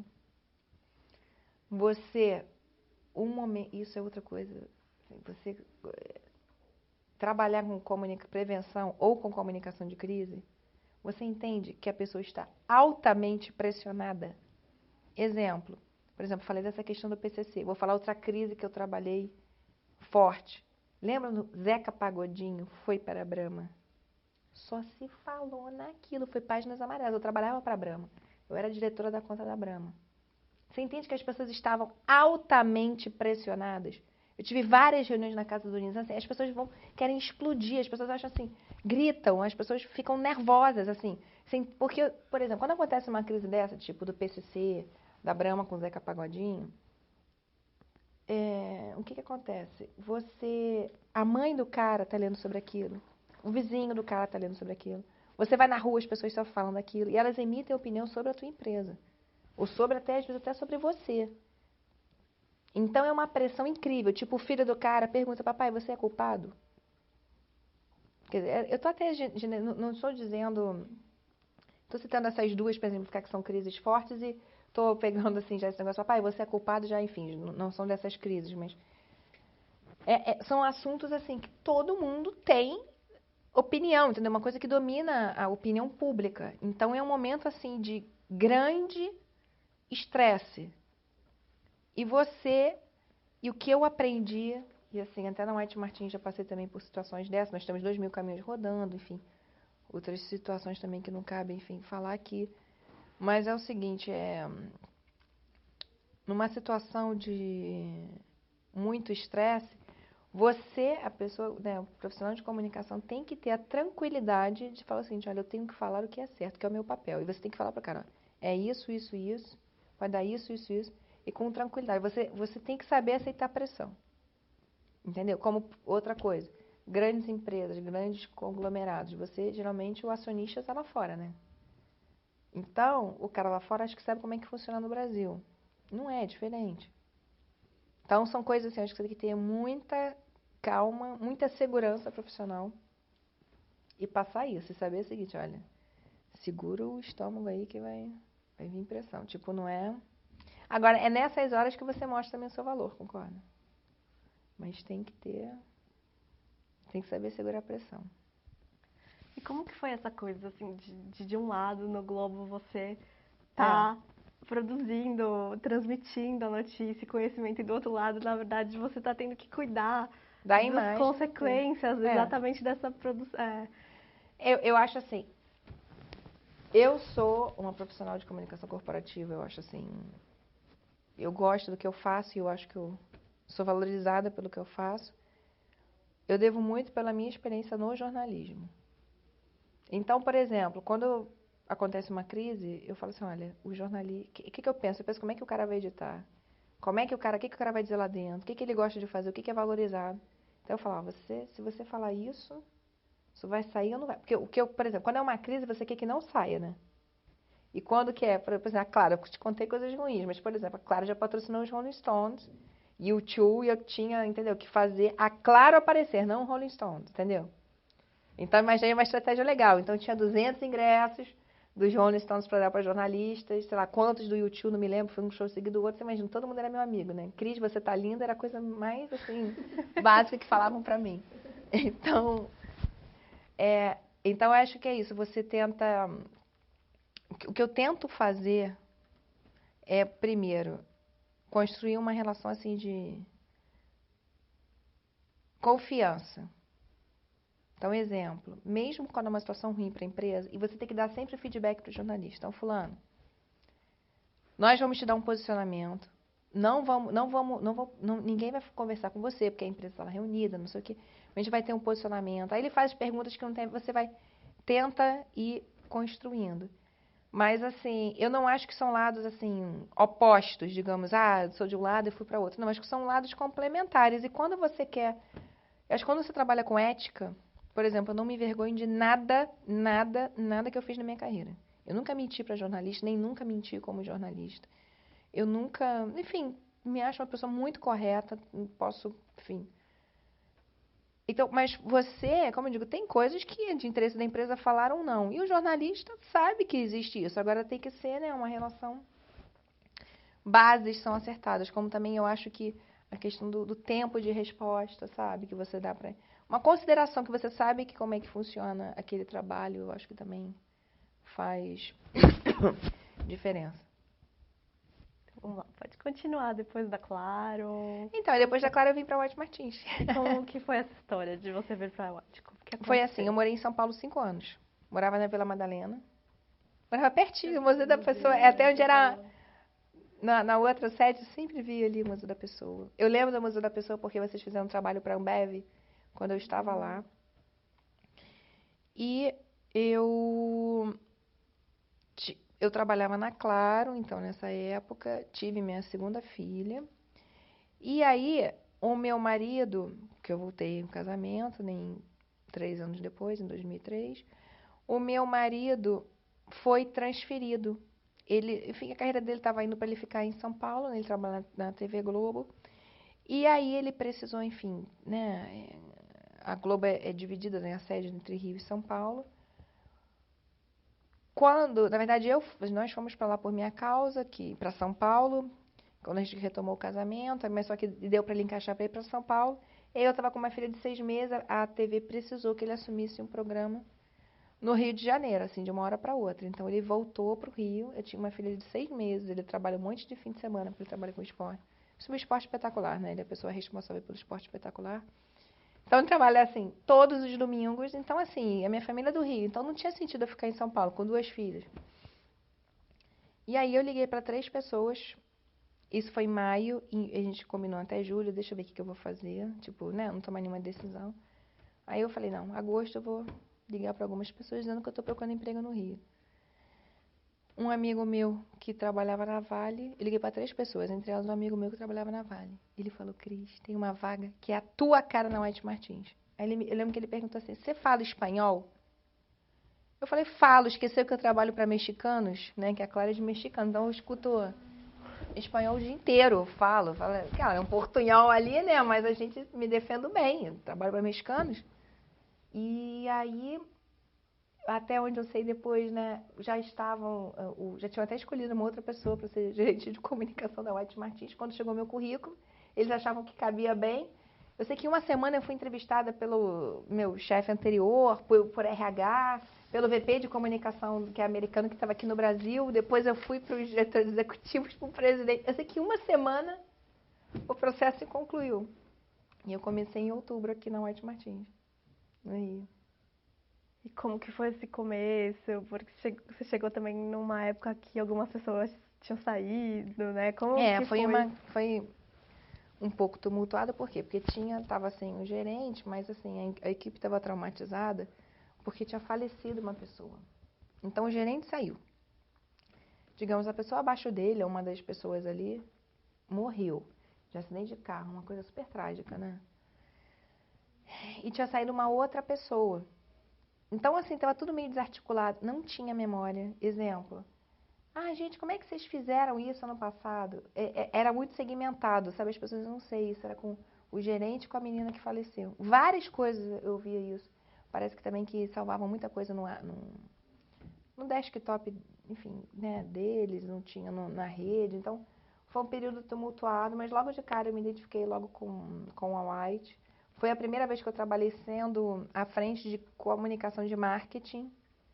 Então, que para mim também foi um ganho profissional, né? Mas foi a primeira vez trabalhando em indústria, o que é diferente também, né? Sempre trabalhei, como eu falei, né? Quando você trabalha... Então, eu trabalhei no Globo, que tá, né? Uma coisa de alta exposição. A Ambev também, né? A Claro também, tipo celular. Todo mundo tem opinião de celular, fala, né? De propaganda, ou é um produto que está muito na vida das pessoas. Então, a White já é indústria, né? Já é uma coisa mais low profile, né? Então, foi uma mudança também. Mas foi interessante, me adaptei super bem. Como que foi para você entender a White Martins e todo esse processo do gasto, das utilizações? Como que foi isso para você? É uma área, né, um setor complexo, né? Por exemplo, a White... Porque uma coisa que eu descobri, claro, descobri pesquisando, né? Quando eu entrei no processo seletivo, é que o gás está presente em tudo. Praticamente todos os processos industriais você precisa de gás. Então, aí outra coisa que eu aprendi logo, né, também, lidando com jornalista, por exemplo. Como nós somos infraestrutura para infraestrutura, qualquer aquecimento ou desaquecimento da economia começa pela gente, entendeu? Por quê? Porque, por exemplo, se a Vale do Rio Doce for diminuir a produção, ela fala assim, White Martins, vou parar de comprar. Até a Vale parar, demora um pouco, entendeu? Então, assim, nós somos logo uma das que vai ser, enfim, dos primeiros setores, né? Que, de termômetro, como também quando começa o aquecimento, aí estamos recebendo mais demandas. Então, às vezes, os jornalistas também querem saber um pouco sobre isso. O que eu achei, assim, também bacana na White Martins, eu estava falando no início, né, de questão de você ver um propósito, né? Então, eu acho que a White é uma empresa séria, sabe? Eu me lembro que amigos meus falaram assim, Cristina, você sempre trabalhou com coisas glamourosas, né? Tipo, São Paulo Fashion Week, sei lá, a Motorola era patrocinadora, me dava ingresso, eu tava na primeira fila, sabe aquela coisa assim? Em show dos Rolling Stones, não sei o que, tudo. Você não vai gostar, é indústria, não sei o que. E eu já via por esse lado que eu conseguia ter comunicação de marketing, né? Logo na sequência eu tive responsabilidade social, sustentabilidade, depois diversidade. Então, assim, são coisas que eu vejo propósito no que eu faço, né? Sabe? Por exemplo, trabalhar com responsabilidade social corporativa. Eu estou ajudando a imagem da empresa, eu estou protegendo a imagem da empresa, que você mostra como uma empresa séria, né? Que 200 mil pessoas são afetadas pelos nossos programas sociais aqui na América do Sul. Mas, ao mesmo tempo, assim, poxa, eu estou fazendo bem, né? Então, isso tudo, assim, de fato de ver um propósito é muito bom. Ontem eu fui falar num evento lá na Firjan sobre diversidade. Então, assim, sabe, eu tenho que falar que eu fico feliz contando a experiência da White Martins, o que a gente fez, como é que a gente está fazendo, sabe, para a inclusão de deficientes, para mulheres em cargos de liderança. Então, eu acho que isso é um propósito. Eu acho que eu fico muito mais feliz com isso do que você eventualmente para um show, né? Sei lá, eu vejo isso, acho que eu vejo propósito no que eu faço. Como que foi seu primeiro dia de trabalho? Eu cheguei cedo, aí tive uma reunião com a equipe e assim já sabia que elas estavam nervosas, né? Porque, tipo, estavam muito tempo, né, sozinhas, né? E então, mas logo eu me enturmei e falei para as pessoas, né, que eu queria aprender. Ah, foi um período também tumultuado porque foi outubro. Aí teve que fazer o contrário. Meu marido teve que falar com a Globo que ele ia ter que ficar lá até o fim do ano em São Paulo, porque a minha filha mais velha, em outubro, você não tira ninguém da escola, né? E foi uma confusão. Eu fiquei 2 meses na ponte aérea, com a minha pequenininha aqui, a outra lá, o meu marido lá. Ih, foi uma confusão. Aí eu aproveitei para trabalhar muito, né? Às vezes a Rafa, minha mãe ficava com a minha filha pequena, vendo babá, apartamento. Ih, foi uma confusão. Mas foi muito bom. E quais foram os maiores desafios, assim, logo, assim que você entrou, que você percebeu? Formar a equipe. Entendeu? Por exemplo, implantar um novo método de trabalho. Entendeu? Conquistar. E é engraçado assim, quer dizer, eu sempre quando chego assim numa nova função, eu primeiro fico assim, Cristina, claro, já vai mudando o processo, mas eu sei que eu tenho 3 meses para entender aquilo ali, concorda? Antes você não consegue entender. E a primeira coisa que eu fiz foi o seguinte, eu falei, não vou mudar nada, eu vou falar para eles que eu não vou mudar, que eu vou manter as pessoas. Por quê? Porque as pessoas estavam muito traumatizadas, entendeu? Pô, tinha morrido gente, saído gente, sabe? E eu logo vi que as pessoas eram ótimas profissionais, sérias, entendeu? Então eu falei, não, deixa aqui dar um pouco de carinho, né? Para as pessoas e montar, né? E mostrar que eu sou tranquila, sou simples, mas que eu sou exigente, concordo, sou exigente, quero, né, implantar coisas novas, não tenho medo de mudança, gosto de mudança, até para ser bem sincera, eu gosto de mudança, né? Acho que você tem que evoluir. Então, meu maior desafio foi isso, foi passar para a equipe, sabe, confiança, foi, sabe, mostrar que ia ser uma coisa boa. E como o presidente tinha falado para mim que a coisa mais importante era a comunicação interna, meu primeiro foco forte foi comunicação interna, mudar a revista, né, foi estruturar o processo de comunicação interna. E aí, depois de menos de um ano, que as coisas foram dando certo, aí eu peguei a área de sustentabilidade, que era nova aqui no Brasil, então foi muito legal também, né? A Praxair montou uma área de sustentabilidade, contratou uma diretora global, e eu pude implantar aqui no Brasil, então foi uma coisa também bem bacana. E como que foi esse processo de implantar a área? Pois é, primeiro entender mesmo o que era sustentabilidade, né? E meu primeiro diagnóstico é que a White Martins já tinha ações muito consistentes na área, assim, por exemplo, mas que não estavam reunidas. Então, o que eu vou falar, por exemplo, desde os projetos sociais, tudo bem, né? Que sustentabilidade é a dimensão econômica, a social, né? E ambiental. Mas, por exemplo, tínhamos projetos ou tínhamos tecnologias que melhoravam o desempenho ambiental dos nossos clientes. Então, na verdade, vai também reunir tudo isso, né? E você mostrar, né? Tanto para o público interno como para os clientes. Ajudar o pessoal dos Estados Unidos com o índice Dow Jones, né? Que a gente se candidata todo ano e estamos entrando desde 2003. O Brasil tem um papel importante para mostrar, né? No índice Dow Jones, para mostrar como que a Praxair trabalha globalmente sobre o tema. Mostrar para os nossos clientes o que a gente podia ajudá-los e como que nós somos sérios. Então, foi muito bom. E é o tipo de coisa que também é motivacional para os funcionários, entendeu? O que eu gosto da White é isso, como, sabe, o que eu tenho que trabalhar de reputação, sabe, da marca. A empresa é uma empresa séria, que faz coisas bacanas, interessantes, sabe, que é socialmente responsável. Então, você contar isso para o funcionário é motivador para ele, é energizante, mostrar isso para o cliente, sabe. Eu participo, às vezes, de algumas reuniões, ou eu ou alguém da minha equipe, né, geralmente a Carolina também, com um cliente ou com uma pessoa de negócio para mostrar enfim, como a White Martins é séria, seja em responsabilidade social, seja em sustentabilidade, e tudo isso é bom participar disso, né? Ver a cara do cliente encantado. E, Cristina, vocês trabalham com projetos? Tem algum projeto que você esteja envolvida agora, que você queira contar? Tô com os projetos de 100 anos da White Martins, né? Eu já até brinquei que eu vou fazer aniversário em novembro. e que vão botar a velhinha para mim 100. Porque eu só penso nesse projeto, realmente é um projeto enorme, né? Prevê uma série de ações, entre elas o livro, né? Os livros, e vídeo, e comemoração interna, e para cliente. E eu acho assim, né? Eu acredito em sincronicidade, né? Então, assim, poxa, se eu tô aqui, eu acho assim um momento mágico, né? 100 anos da empresa, né? Quer dizer, então a gente deve contar essa história, participar dessa comemoração, quer dizer, todo mundo que veio antes da gente, né?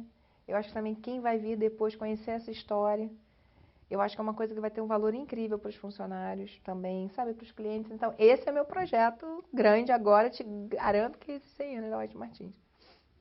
E outra coisa que eu queria te perguntar, a diversidade. Como Aham. que foi essa conquista de poder trabalhar? Na verdade, foi assim, né? Uma coisa levou a outra. Então, eu cheguei como gerente de comunicação. Aí, depois ganhei responsabilidade social. Depois ganhei sustentabilidade. E aí, como sustentabilidade, assim, logo a gente... Como eu disse, olha, gente, não foi um trabalho, digamos assim, enorme. Foi mesmo organizar até... Desculpa. Organizar ações que a empresa já vinha fazendo, né? E você, sabe, embrulhar aí, fomentar certas ações e dizer, poxa, até para a área de negócio, poxa, se você fizer dessa maneira, a gente consegue, o que você tem aí para me mostrar, né? Para a gente contar essa história para um cliente ou falar na imprensa sobre, né? Mostrar como a gente é sustentável. E aí, como logo a empresa entrou bem em sustentabilidade, e a gente tinha que trabalhar diversidade, né? O que é diversidade, né? Aqui, nos Estados Unidos, a Praxair colocou como meta de diversidade mulheres e US minorities, né? Minorias americanas. E aqui no Brasil são mulheres e também pessoas com deficiência, né? Que é lei aqui no Brasil. Só que a gente, por exemplo, a White Martins, ela é benchmarking pelo Instituto Etos de inclusão com pessoas de deficiência, seja intelectual ou física. Então, é um trabalho que a White Martins faz desde a década de 70. Diversidade não é um assunto novo. Mas qual é o nosso desafio? Nós fazemos parte de uma indústria que muitos engenheiros, muitos operários, então é uma população predominantemente masculina. Só que é o seguinte, o mundo muda, que é uma loucura. O mundo está mais globalizado, a guerra pelo talento está aí. Mais da metade. Então, assim, você olhar a população feminina, 49,5% das mulheres no mercado de trabalho têm pelo menos 11 anos de estudo. Entre os homens, I'm sorry, desculpa, isso é 38,5%. Então, você não pode desprezar esse público porque é feminino. E o que a gente aprendeu, assim, como diversidade, foram vários treinamentos? Que muitas vezes você tem padrões, ou você tem qualquer pessoa, pontos cegos, pré-conceitos, que você faz sobre determinada situação. Vou dar um exemplo, né? Vocês aí que são paulistas. Por exemplo, várias vezes no Rio, lá em São Paulo, a pessoa falava assim, ai, Cris, agora você está trabalhando aqui em São Paulo, né? Aí eu falei, no Rio eu trabalhava mais, hein? Segundo o IBGE, o carioca trabalha mais que o paulista. Eu brincava assim. Mas, você está entendendo? Não é um pré-conceito achar assim, agora aqui em São Paulo você está trabalhando, né? Então, assim, a pessoa, você acha que ela quer me magoar ou ela acha que não, ela tá com uma boa vontade. Então, o trabalho nesses últimos 2 anos, né?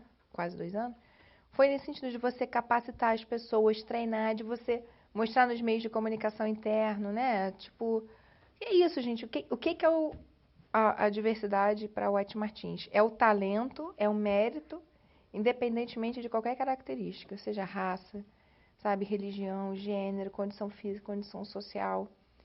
Então, assim, é o mérito, deixar que cada um, né, contribua com o que tem de melhor. Alguns impactos que nós já tivemos. Nós, assim, quer dizer, quando eu entrei aqui, eram pouquíssimas mulheres na alta gerência, né? Nenhuma diretora. Agora já temos 3 diretoras, já temos... Eu estava fazendo um levantamento com a Carolina Werneck, que trabalha comigo, acho que de 2008 para cá, tudo bem que a base era pequena, mas quintuplicou o número de mulheres na alta gerência e na direção, se você somar. Então, assim, gente, são 3 anos, quer dizer, uma coisa que é rápida, né? E, por exemplo, pessoas com deficiência, a gente tem esse histórico, né, de ser benchmarking pelo Instituto Etos. E, por exemplo, a gente vê em várias áreas, temos 3 empresas aqui no Brasil, né? 2 nós cumprimos a cota, a outra parcialmente. Mas, por exemplo, áreas como jurídico, como finanças, como RH, a gente já tem pelo menos, né, cerca de 5% de pessoas com deficiência trabalhando. Temos pessoas, né, também negros na organização. Então, você mostrar isso, trabalhar isso, né, mandar mensagens, estruturar isso é muito bom, né? Você vê que é isso, é o talento, né? E a White Martins ser reconhecida como, enfim, como uma empresa que trabalha com diversidade, também é muito bom para a reputação da empresa, entendeu? É uma coisa também que eu tenho orgulho. E, Cristina, você pode contar um pouquinho pra gente sobre alguns dos projetos? Eu pegar um, então, um exemplo de responsabilidade social. Uhum. Tá, posso contar. Vou falar de alguns. Então, vou falar de um momento marcante na minha vida. O momento em que eu percebi que eu falei, realmente aqui é um lugar, assim que eu falei, gente, que bom, sabe, que eu tô aqui agora, presenciando esse momento, sabe, que eu fiz essa escolha, que eu tô aqui agora. Teve uma vez que a diretora de sustentabilidade veio ao Brasil. Foi a primeira vez que ela veio ao Brasil. E ela é uma sul-africana que já morou em Londres, agora mora nos Estados Unidos. Ela enfim, está há 20 anos no mercado de sustentabilidade, uma pessoa que eu gosto muito, que se chama Riva Crut. Ela veio ao Brasil e ela queria conhecer alguns projetos sociais. Um dos patrocínios, né, históricos da White Martins, depois eu posso falar de uns mais recentes, tá? Mas é o do Saúde Criança, da Vera Cordeiro, né? Que era antigo Renascer, é Saúde Criança. E aí a gente marcou com a Vera, vamos lá no Jardim Botânico. Sabe onde é que fica? Vocês não são daqui, no Parque Lage. É um trabalho fantástico. Depois até, não sei se vocês chegaram a ver o material, é que para explicar aqui é muito longo, mas eu posso mandar para vocês. Que é o seguinte, ela basicamente quebra o ciclo da miséria. Ela era uma médica do Hospital da Lagoa que descobriu o quê, gente? Que mandava, às vezes, a criança 8, 9 vezes com pneumonia. Não é a doença, é a miséria, entendeu? Como que ela mora numa condição insalubre, que não tem nutrição, um pai que bate na mãe, o pai que abandonou, a mãe não tem autoestima nenhuma, não sabe, não trabalha, enfim. Né? Aquela desestruturação geral. E aí ela trabalha com um plano de familiar, que ela trabalha assim, dá profissionalização para a mãe, vai na casa e muda a casa da pessoa, também cuida da parte, claro, de saúde, mas ela modifica a história daquela família. Depois de 2 anos, a pessoa tem alta, a família tem alta, e a mãe já está sustentando a criança já está recuperada, não vai mais para o hospital. E aí, nós fomos lá no dia de atendimento, quarta-feira eu fui com a Riva, e aí a Vera falou pra mim, Cristina, vamos conversar com umas mães aqui. Aí puxou lá uma mãe. E eu tinha que fazer a tradução, certo? Da mãe, falar pra Riva, é assim, em inglês e vice-versa. Aí a mãe me dá um depoimento assim. Olha, primeiro calma. Ela dizendo, o meu filho, mostrando o filho dela, bonitinho, garoto. Meu filho nasceu com síndrome de Down, uma outra síndrome lá que eu não sei, não sei nem dizer o nome, tinha sido internado sei lá quantas vezes no hospital, me desenganaram garoto não sei quantas vezes, eu não tinha profissão, meu marido me largou quando veio com aquela criança. Eu tô simplificando muito quando me viu com aquela criança, assim, sabe, falou, não tem estrutura para isso. E aí eu vim aqui com a dona Vera, e a mulher começa a chorar. E o garoto, sabe, tão fofinho, todo, sabe, arrumadinho, bonitinho, garoto esperto, síndrome de Down, mas sabe, o garoto um fofo. Aí ela dizendo assim, a dona Vera me disse que quem dá o dinheiro para isso são vocês. E eu traduzi pra mulher, eu queria dizer o seguinte, eu rezo todo dia pra família, eu vou chorar, pra família de vocês. Eu queria que vocês soubessem aí nos Estados Unidos, fala pra ela, que ela é americana, pra dizer pras pessoas o seguinte, pra saber que elas salvaram a minha vida. Aí...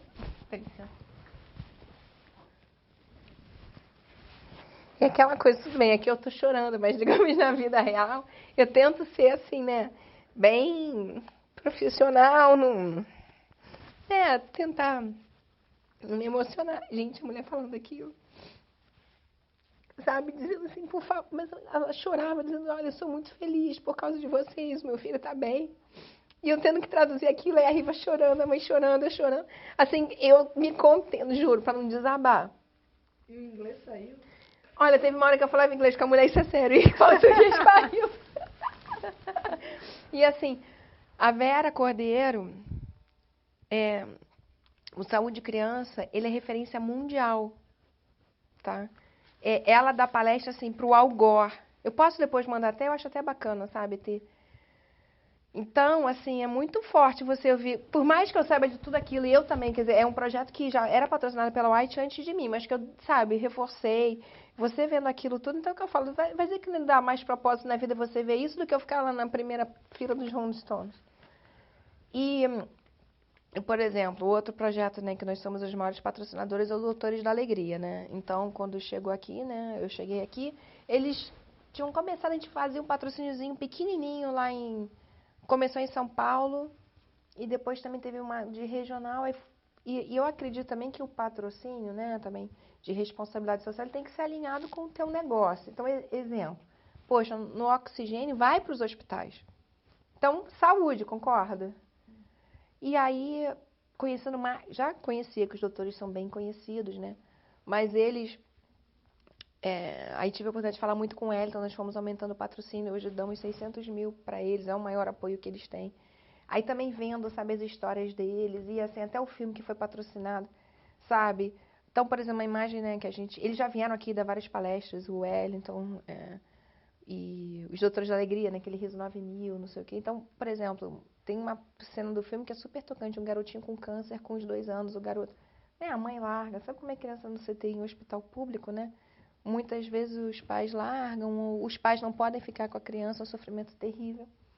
E aí o garotinho assim, sabe, magrinho, magrinho, magrinho. Aí o filme mostra assim, os doutores indo lá um dia, outro dia. Depois o garotinho magrinho lá dançando, sabe? Então, e o Doutores da Alegria, por exemplo, é considerado uma das melhores práticas de saúde pela ONU. E tem provas do seguinte, os hospitais no Brasil que são atendidos pelos Doutores da Alegria, eles recebem as crianças, diminui o tempo de internação, entendeu? Uma série de coisas.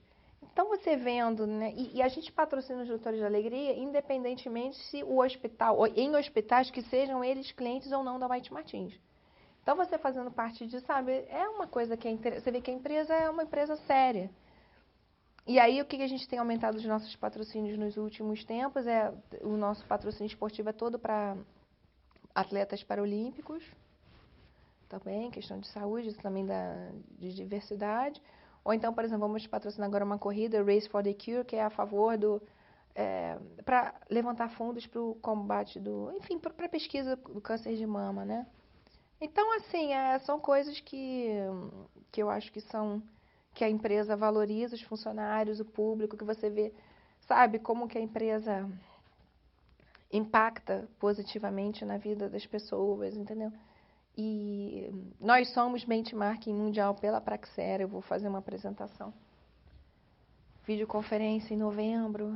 A VP de comunicação veio aqui, de responsabilidade social americana, veio em novembro. A gente fez uma apresentação para ela, me pediu para repetir essa apresentação para os outros países via videoconferência, justamente para a gente, para a Praxera aprender, enfim, trocar experiências, né, com a América do Sul. Então é isso, assim, eu fico falando, saber isso, eu também sabia que ia chorar, mas... Você falou de projetos dentro dos 100 anos da White Martins, por exemplo, tem projetos dentro da empresa. Como é que a comunicação atua para fazer todo mundo participar? Legal, essa ótima pergunta também. Nós temos, também foi uma coisa que foi desenvolvida, né, há uns 3 anos, nós criamos a figura porque a White Martins ela é muito espalhada, né? Ela está espalhada no Brasil inteiro, muitas unidades, então nós criamos a figura do ponto focal de comunicação. Quem é esse ponto focal? Não é ninguém de comunicação, por exemplo, sei lá, uma secretária, um auxiliar administrativo, alguém, sabe aquele cara que gosta de organizar festa de aniversário? Então e temos esses pontos focais e temos uma rede de colaboradores de mais de 100 pessoas, que aí são assim nomes apontados pelas equipes, né? Que a gente aciona sempre eles atrás de notícias, eles já sabem que somos nós, mandando notícias, ou quando a gente precisa assim, eu preciso de um personagem, quer ver, por exemplo, queremos fazer uma matéria com funcionários que são surfistas. Aí pergunta pro Brasil inteiro, o pessoal manda, a gente vê os mais interessantes. Então tem pautas deles e tem as nossas pautas. Então, a Ana, né, que é minha chefe, que vocês entrevistaram hoje, a gente já está lá no nosso cronograma, né, do plano dos 100 anos, que hoje o presidente aprovou. A gente vai ter um conference call com todos os pontos focais, com todos os donos da casa, enfim, como se chama, né, a pessoa que é a autoridade máxima de uma unidade, para falar sobre o projeto de 100 anos, entendeu? Porque o desafio de comunicação interna na White Martins é ser a dispersão geográfica, entendeu? É diferente de você ter todo mundo num prédio só, mesmo que sejam 2.000 pessoas só num prédio. Cristina, eu queria que você contasse pra gente um pouquinho a relação, como que você vê essa relação do que você faz, assim, na prática, o seu dia a dia de trabalho, com a vida das pessoas que recebem o gás, entendeu? O gás, aí você tá querendo dizer o gás tanto do industrial hospital, quanto da indústria não, do alimentícia, cliente, isso. Eu acho assim, a minha equipe, né, enfim, nós temos... Então vamos lá, falar do cliente final, né? Quer dizer, não só do cliente, mas também assim, o que eles sabem da White Martins via imprensa, né? Viu do que eles veem do caminhão. Eu vejo assim, a gente muito presente, tá? Porque, por exemplo, quando você vai fazer com uma estratégia com o cliente, a força de vendas precisa de um material. A força de vendas precisa, né, tanto um material que seja uma apresentação, que seja um folheto, que seja, né, uma forma de ele comunicar. Isso está junto com a minha área. Então, a gente tem que conhecer tanto o negócio da empresa, mas saber qual é a forma mais efetiva de você comunicar. Porque muitas vezes o executivo ou a pessoa da força de vendas é muito técnico, então ele não vai saber comunicar da maneira mais clara. E então precisa estar muito alinhada com o negócio. Ao mesmo tempo, por exemplo, então também, né, nos hospitais, né, o público que a gente vai também atingir, quer dizer, o tomador de decisão, é o médico, a pessoa de suprimentos. Então você também tem que saber se relacionar com essas pessoas, com material de comunicação. E uma outra coisa que eu acho é o seguinte, qual é o nosso papel? Alavancar e proteger a reputação e a marca da White Martins. Então, por exemplo, trabalho de sustentabilidade, de responsabilidade social, como eu falei, é para passar a essência da empresa para o público em geral, concorda? Que vai criar um colchão de reputação, né? Também para a White Martins. Então, a gente tem que ter as mesmas mensagens, uma mensagem unificada, seja para a imprensa, seja para o público interno, seja para o cliente, seja para a imprensa, né, que vai formar a nossa opinião.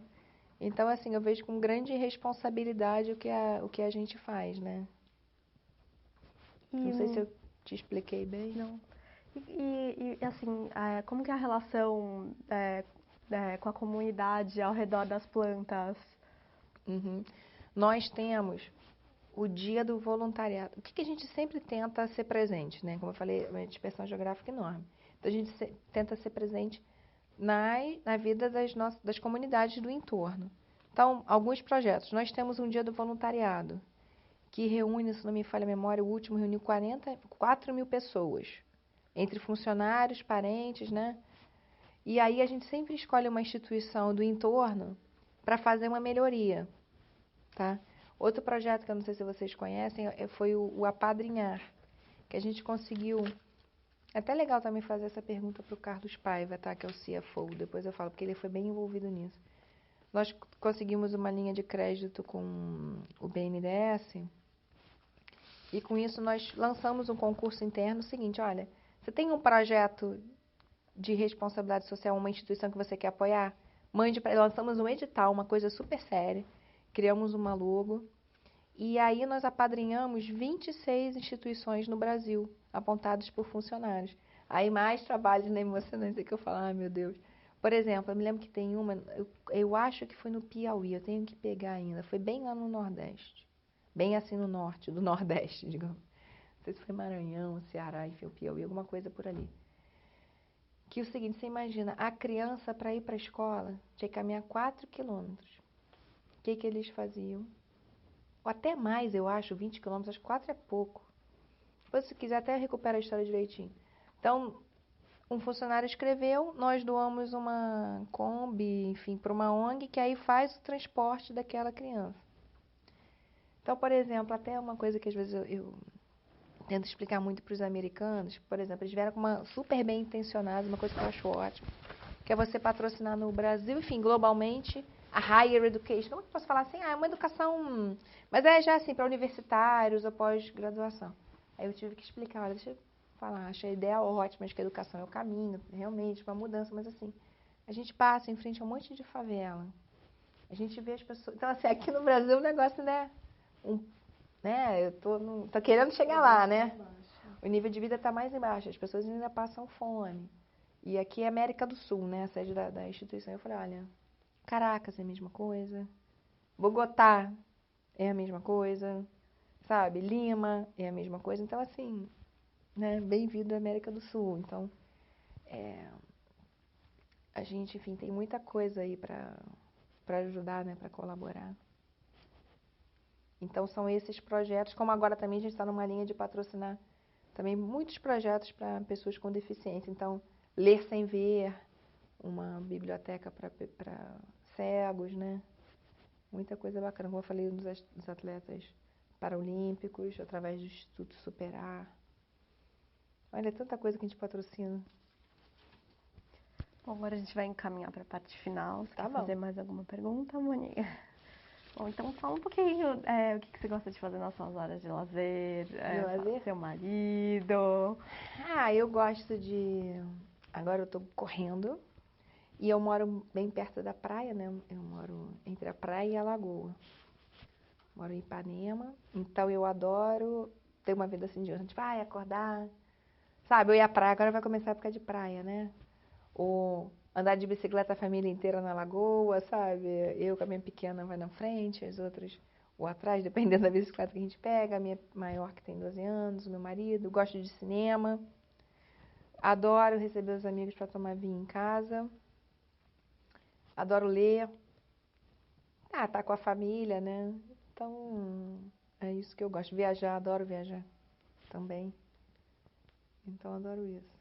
E seu marido, como que vocês se conheceram? Ele também é Também jornalista, né? Você Ele contou. trabalhava no Globo, né? Eu era estagiária, lá e na época ainda era estagiária do Segundo Caderno. Ele era correspondente do JB em Paris, né? Ele é 4 anos mais velho do que eu, mas ele já era correspondente lá do JB, fazia um curso na Sorbonne. Aí todo mundo falou assim, vai vir o Sidney Garamboni, não sabia quem era. Aí ele veio pro Globo, né? Aí ela começou dando em cima de mim, eu olhava aquele cara ali, não sei. Enfim, começamos a paquerar e começamos a namorar, 2 anos depois casamos. Mas foi no Ano Globo que a gente se conheceu. E Cristina, quais foram as maiores lições, os maiores aprendizados desse seu tempo de White Martins?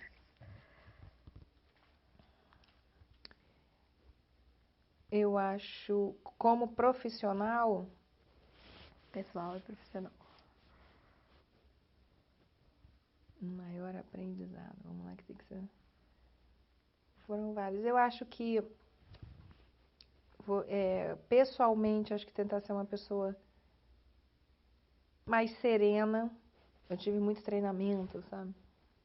Porque assim, eu sempre, como eu falei, sempre aguentei pressão. O problema não é isso, mas também tentar ser mais concentrada e aprendizado profissional, eu acho que foi tanto essa minha, que eu acho que eu ampliei meu leque, né? Profissional, era muito assim, comunicação institucional, assessoria de imprensa, relações públicas, né? Como eu falei também, comunicação institucional, né? Treinamento de executivos, né? Para falar em público.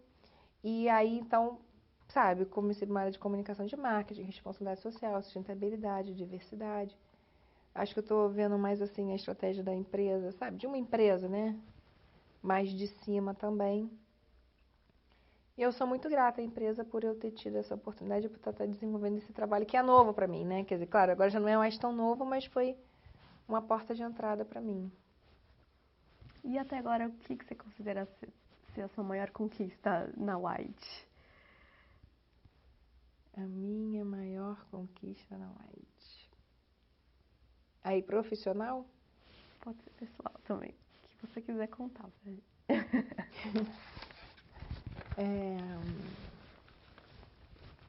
Eu acho que ter essas áreas mesmo que eu fui, né, que eu fui adquirindo e o trabalho sendo bem feito, sendo reconhecido, eu acho que eu diria que é isso. Como também até o trabalho de prevenção, né, de crise, quer dizer, a White mesmo tendo, né, tendo 2.000 caminhões rodando, uma operação que é complexa.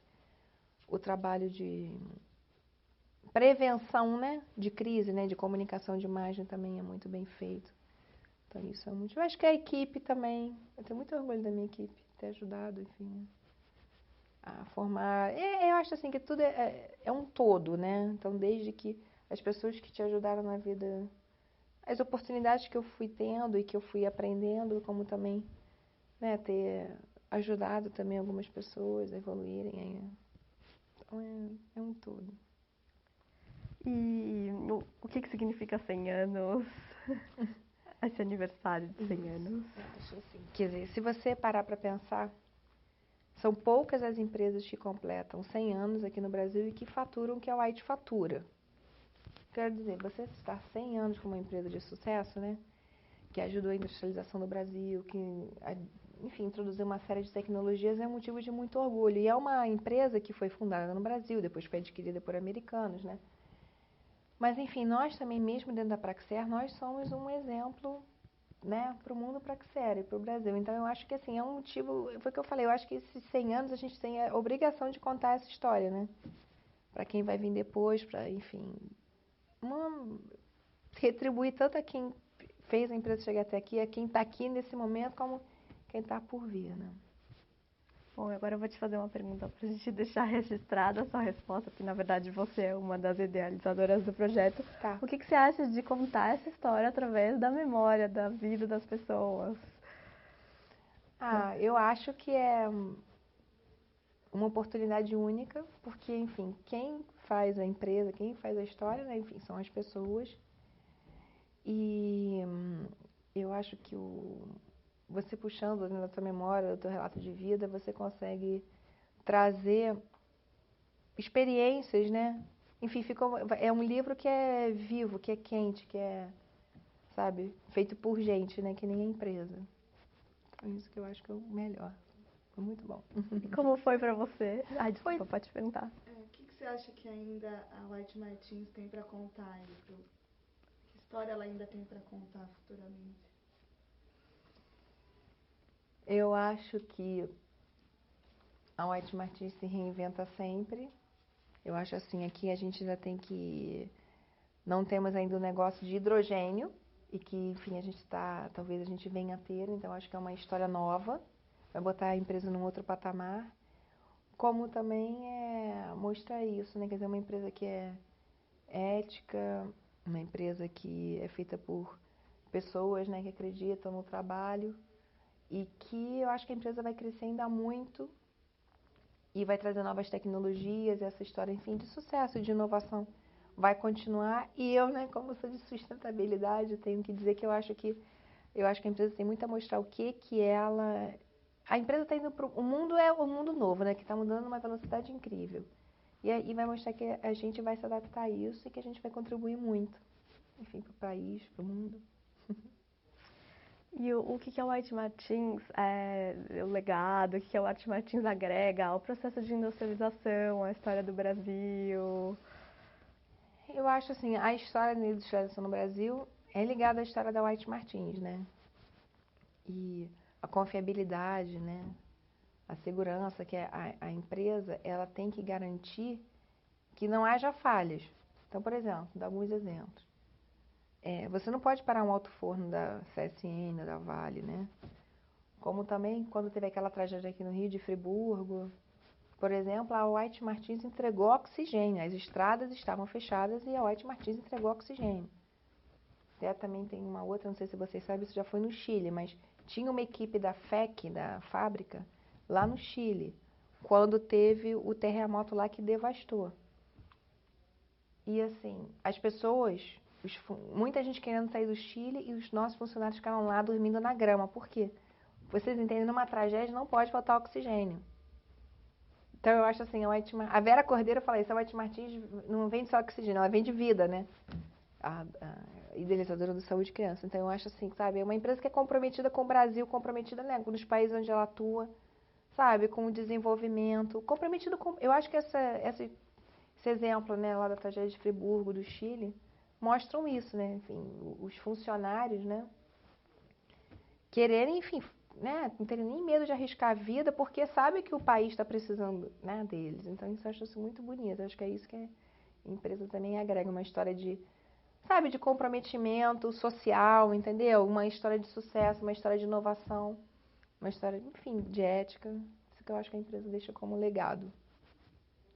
Tem mais alguma coisa que você queira Não, contar? eu é que espero que tenha sido contento, que vocês, enfim. Mas por mim, acho que foi bem completo, assim. Não senti falta de diversidade, sustentabilidade, né? Acho que tá ok. E pra gente terminar, como que foi pra você sentar, contar sua história, relembrar algumas coisas? Ah, foi bom. É que eu sabia que ia me emocionar, por isso que eu até perguntei nisso aí. E realmente deixa mais conforto, sabendo que tem coisas que são mais privadas, não precisa ter que perguntar pra lá. Então a parte pessoal vai ficar, né? Porque assim, eu achei assim, já que eu tô aqui, eu tenho que me soltar, concordo? Tenho que me entregar aqui de coração. Até porque eu entendi também que é importante, né? Você até para recuperar a memória da empresa. Então foi uma experiência única, né? Relembrei um monte de coisa num dia só. Meus avós de Portugal até chegar aqui. Então, muito obrigada, Obrigada a Cristina. você.